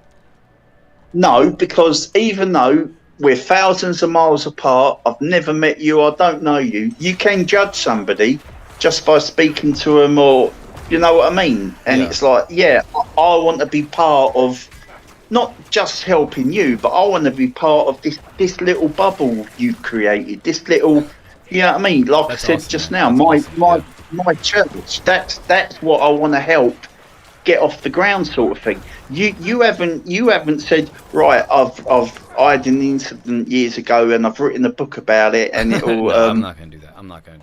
It's £50, $100. Can you I want you all to buy three copies each, and no, I'll tell you to stick it up, put it where the sun don't shine. That's what you call a grifter. Okay. I see what you're saying. I that's a complicated one, because even I have to recognize that there is potential for an ulterior motive in those cases. I can't even deny it, to be totally honest with you. You've got to think of the main ones out there. I mean, say for example, the top 5 most famous researchers in this field. They've all got books and DVDs. When before the days of, and everyone used to have a shelf full of alien disclosure, and you've got to buy this book. It's blah blah blah. Yeah, somebody told me, "Oh, Marquise, you got a couple books in you," and I'm like, I don't. The only book I want to write is fiction. Like, I don't want to write a non-fiction book where I'm like, this is the 19 steps of the alien invasion. Like, I want to talk to people, man. This is what my brand is talking to you, man. This is my brand. Exactly. This is what I want to do. Exactly. And that's exactly how it works for me. I want to be talking to people, as crazy as I sound and whatever. I want to be talking to people that are on my wavelength. And thank God I found them all now. And you're sitting there, you're like the controller of it all. So I don't mind getting my wallet out and throwing a bit of money your way. Yeah, I don't like if it improves. Yeah, I would appreciate that. Change that narrative a little bit, because what I want is for you to feel like what you're doing is not just supporting me, but supporting what I'm trying to do. It's about what I believe is my mission, and that's to get this topic in the mainstream. I want to have a real conversation and debate about it, and talk to the public, talk to the community. I'd have a dialogue, have a back and forth, challenge ideas. This is my mission. I want you to support that, but I am facilitating that mission, versus you get out your wallets, guys. That's not how I want this to be seen, and that's why I was afraid to ever ask. My lady, my unicorn, told me, you have to ask, or else this has to end. and I, Yeah. I was gonna give up. She said, no, you need to ask your people for help. And then you literally came to my side and showed me that what I'm doing means something to you. That's what Because at the end of the day, if people didn't like what you was doing, if they didn't believe in it, you would have got $7.50, yeah, wouldn't you? yeah. And all of a sudden, bang, targets met, and what was it? It wasn't many people, was it? No, it was 4 people. 4 people donated to the GoFundMe, and then it hit my goal for the. That was, my goal was to just pay the bills for the month, and I didn't think about next month. But every month, I'm gonna do the GoFundMe and hope, and just kind of hope, that it works out. You see, I hope everyone feels the same, because what I'm getting back from what you're doing, for me, it's like, I wouldn't mind contribute. I've become a patron and all of that. Yeah, but man, you've definitely been a major supporter. And again, I've got a bunch of Darren 1320 is a major supporter. Midwest Night Watcher is a major supporter, and then somebody else who's in another community of mine is a major supporter of what I'm doing here too. And I'm talking major. So I just can't. I honestly still can't believe you guys are. I'm glad that you feel that way about me. I was in tears, man. I'm not gonna lie. I was in tears that day, and. I try not to be sentimental about it because I don't want to. I'm a dude, But I did. I was in tears. I was in tears because I had my head in my hand, So, yeah, I remember you saying last week or the week before, maybe it's an American thing, you don't like asking. Well, I'll say if you don't ask, you don't get. So yeah, man. I mean, even if you didn't ask, I would have offered. I would have sent you a DM and said, like, can I help you out? Or, what can I do? And I hope other people would have probably... I bet on SOR you would have got people saying stuff like that, but you wouldn't have seen it because... Yeah, well, most of my audience on SOR doesn't like me at all, to be honest. Like, the chat, I think they have fun with me. But a lot of people in SOR, they don't like me because I have this perspective. I think what they don't realize is that, like, we can have the back and forth. So like I allow people, and I want this, by the way, the back and forth, people to tell me I'm wrong. They think that they don't know how to separate me from like people who have this solid stance and they're like, I'm God and I know everything and you don't. I'm not going to condescend people who have a different opinion than me. Not on purpose. I might joke about it, like, but I can take that. You can do that to me too, and we just have fun with it. I wouldn't say they don't like you on SOR. I'd say they probably take what you say with a pinch of salt. Very pinch. I don't know if you have that saving over there. Yeah. But no, I wouldn't say they dislike you. They probably like, oh, here we go, Marquis again. Yeah, whatever, man, whatever you're saying. Yeah. You've probably got 50% of the chat maybe have that attitude, but I wouldn't say. I bet your viewing figures are the same, if not more, than everyone else's. Well, aren't they? Yeah, even on the like my coworkers, I guess you can say, on SOR, they all disagree with me on my perspective. Every single one of them disagrees with me. Well, they're all wrong then, aren't they? We know the truth. They're all wrong. I mean, I could be wrong. I mean, I don't know if I'm right. I just believe that I am based off of what I know about, the information, the data, the what I think is credible information. Shall I start trolling them all for you? Should you troll them for me? Yeah. No, every time they're all on, even Jessica, every time they're all on, if in chat, I'll just go, talking aliens, Joel. Talking aliens. That would be awesome. That would be awesome, by the way. I can't believe you guys take my... I guess the grandpa... like, remember when I did that skit where I do skits from time to time, by the way, when I do gaming. Yeah. But I did the skit. Apparently, Darren 1320 said that more of that would be... He would like that. I am going to add a separate segment where we just hang out and game and talk about this stuff, too. But also, it's going to be more of a comical and entertainment relief versus where we really get into these ideas and argue about them.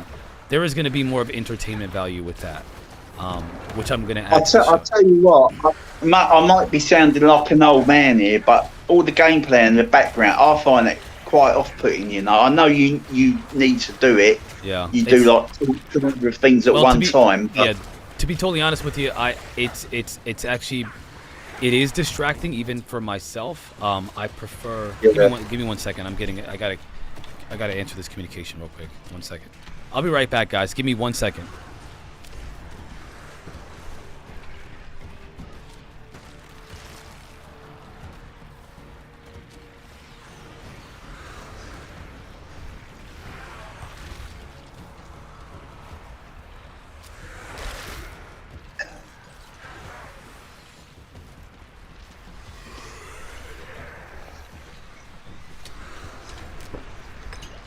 I'm gonna I just gotta there's a. They are ready. Okay. Anyway. So oh my gosh, I'm getting my cheeks clapped. Anyway,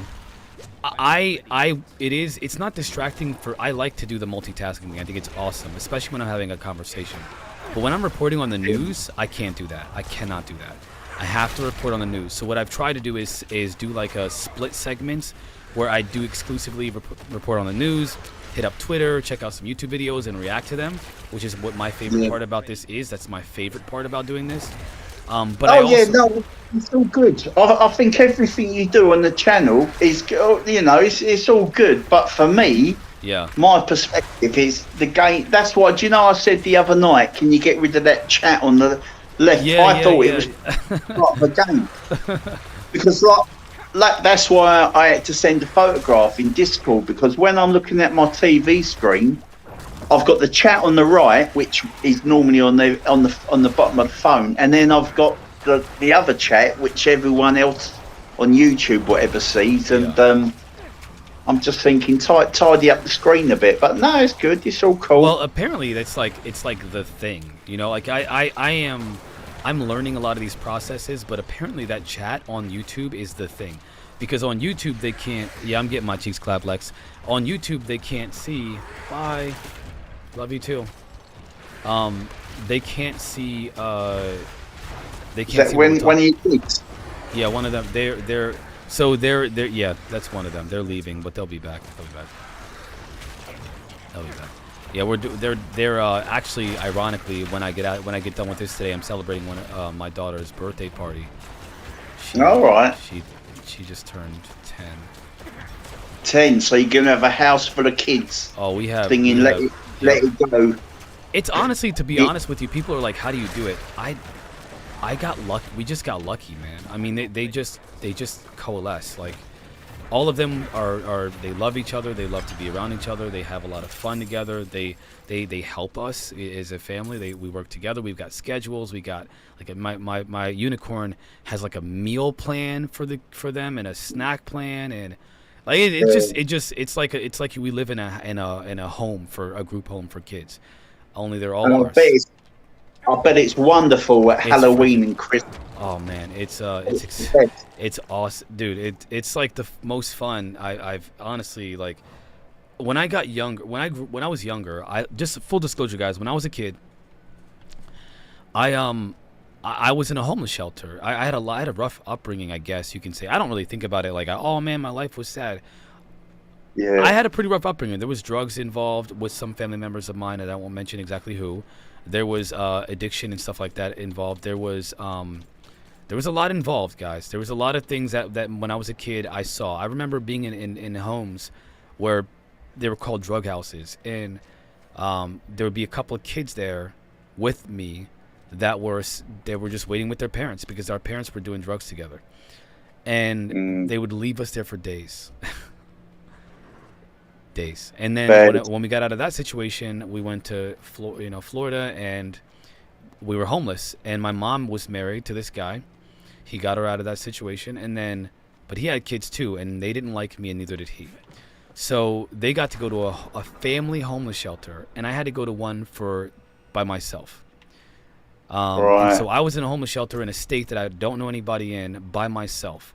And all the kids there, drug dealers, gangbangers, they were real, homeless people. Like people that had been homeless their whole life. Their families didn't want them. It was terrible. But I learned how to be an adult, how to be a man there.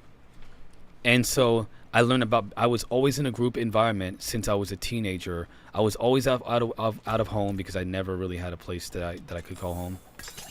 And I was just used to that stuff. I was used to being around so many different people.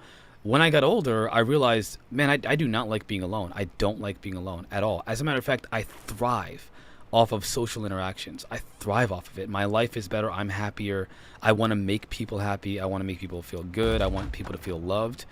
And having kids is like the ultimate version of what happiness means to me. So this all, man, this is like it's like a cosmic I don't know, like. And you all live together? Yeah, we all live together. Well, no. I do have an ex-wife, and so there's some trade-off from time to time. Which sometimes you'll see me leave. I'm doing a trade-off. Sometimes you'll see that. But yeah, even that isn't. It's just everything just works out, man. Everything just works out. It's just such a. And let me ask you, what do your kids think about your interest? All the UFOs and everything. We don't talk about it. We don't talk about it. We joke sometimes about aliens and stuff, but we don't talk about it. I don't allow them to have that conversation. Because when I was a small kid growing up, if my dad was into like UFOs and all of that, I'd be like, yeah, come on, yeah. They do brag about it. They brag to their friend. Oh, my dad, he's on Twitch and he talks about aliens on YouTube and he's so awesome. They think I'm like a superhero, obviously. But like, because streaming is the thing. The kids think that streaming is the thing, right? Just so you know, they watch me. They watch me here. So I have to keep it clean. I try not to curse in real life and on the stream, because they're watching me, you know. So like it's really cool. It's just a cool thing. They love it, but we don't talk about aliens. I don't let them. I don't want them. Well, when you're at this birthday party later on today, you can say, yeah, I was talking to my mate in England, and you know this, that. I tell them about. Well, just so you know, I let my family know about you, about Darren, about Midwest Night Watcher, the people that, again, because I wanted them to know, like, look what these people want. They love what I do, and they want to help us keep this going, guys. And we do. This is an us thing, my family thing, by the way, not a me thing. This is an us thing. They sacrifice to do this, for me to do this. They sacrifice too. But I will say it's better than having to leave home and work, because at least with this, I'm here. They still know that I'm here and present, and that makes them feel more comfortable. That's good. That's good. Yeah.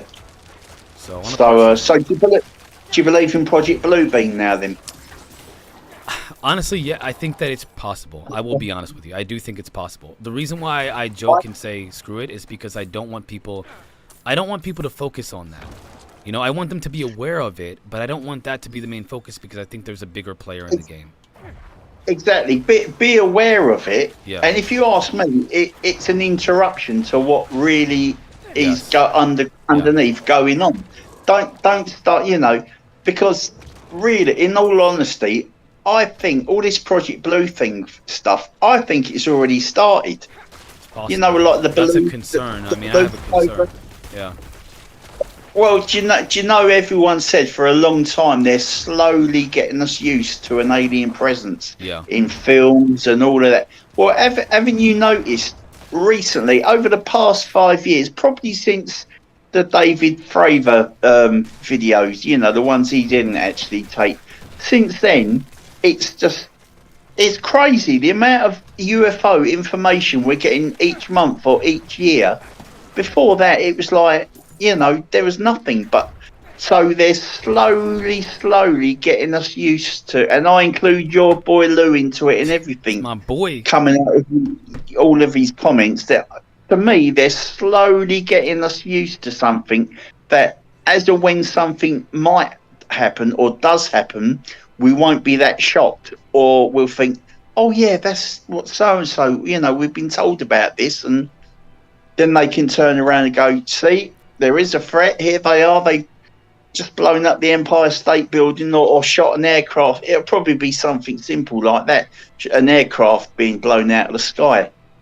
And obviously, because we're not all up there watching it happen, they can tell us whatever they like. Make up crazy videos on YouTube and the news, and we'll all believe it because we've been conditioned to be scared about, you know, whatever's up there. I mean, real quick, I gotta say, Derek Galloway, thank you very much, man. Yeah, Derek wasted no time in showing some support. By the way, I just posted that I just want to say I gotta give a shout out, because I want people to know that I appreciate you, and I want everybody to know who the people that are supporting this channel and the viewers that are watching. Just so you understand, watching the channel is support. You're also supporting the channel, but I want you to recognize that there are people who support in other ways. And Derek, another one who just donated to my GoFundMe. Thank you, thank you. Thank you, brother. Yeah, I'm gonna tell you guys. I have a listen. I mean, you guys have seen my Facebook probably. If you see me on Facebook, I have a family of 10, and just so you guys know, there, or 11. I'm sorry, 11 now. It's very well appreciated. So. Yeah. Well, listen, I appreciate you, Marquise, all what you're doing. I love this channel. So, you know, never doubt yourself, because what you're doing helps me as well, you know. Well, thank you, man. And again, if you can, I want you to know that this is what I want to do. So every day I am going to start to show up with the news and some clips and stuff, but I want to have these conversations. So if you want to jump on, just hit me up, man. You got me at Discord. You know where I'm at. Hit me up. Yeah, I will welcome you on for sure. Okay? I'll send, if I find any, I'll send you some of them Stephen Greer Batty Boy photographs, and you know you can pleasure myself at nighttime to them Stephen Greer. Yeah, say no more. So I would have said something else, but I'm sure the algorithm would have picked it up, and you know, sort of thing. So, right, you're all finished now, aren't you? It's 9 p.m. here. It's 4 o'clock my time. So, this is the end. But I'm ready. I'm listening to you, brother. So. Do you know what? It's 9 p.m. It's pouring down with rain. I've got the heating on. It's freezing cold. Dang. You seriously, you and everyone else, you probably see all these pictures on the news, stories about roads and Europe's on fire. It's so hot. I'm stood here looking out the window, pouring down with rain. It's like classic British English weather, you know. It is 85 degrees where I'm at right now. 85. I don't know what that is, because I'm in Pennsylvania. I'm in Pennsylvania. So just so you guys know, I'm in the State College, Pennsylvania area of Pennsylvania. But you use Fahrenheit, don't you? We use Celsius. What is Celsius? What would 85 be in Celsius? I don't know. I have no idea, dude. It would be much lower than that. I don't know. Hold on. It's over here right now. It's probably 11, 12 degrees Celsius. I don't know what that is in Fahrenheit, but. Considering it's 29 like degrees the Celsius. Yeah, so 85 degrees is 29 degrees Celsius. 85 degrees Fahrenheit is 29.4 degrees Celsius. Now you see, over here we'd be out sunbathing and everything with it. That would be like a wonderful one-off weekend if we had temperatures that high. Yeah, it's actually dangerous. Well, for me, I'm one of the people that are at risk when it comes to the air quality. If there's any air quality issues, I'm at risk. I actually look like this most of the time because I have to wear a mask even in the house from allergies. Yeah, it's pretty bad. It's pretty bad. Yeah, no problem. All right then, mate. Lovely talking to you. Loved it, man. No worries. Thank you. I appreciate it. Again, this is part of what I'm doing here, and you just added value to the channel. So thank you for that, man. No problem. Let me just apologise to everyone listening if they think, who's this crazy British geezer? No, they love you, man. They loved you, dude. Trust me. They agree with you more than they agree with me. You know that. I told you you're wrong, you know, so there you go. The rest of the community is agreeing with me. Marquise is wrong, yeah? We all know that. You We've got aliens, y'all, and Marquise is wrong. We got aliens, y'all. Yeah. All right, mate. See you tomorrow. All right, brother. See you tomorrow, man. Peace. Bye. Guys, that was awesome. This is like one of my favorite shows because I got Drunk Physics and I got karaoke on stream. I got the game. We got to talk about the news. It was a jam-packed show. I had a blast. I know you guys did too. And Derek, again, thank you for the donation, man. Again, this is literally one of those things it's 100% listener supported. I rely on you guys for your financial support to keep the show going.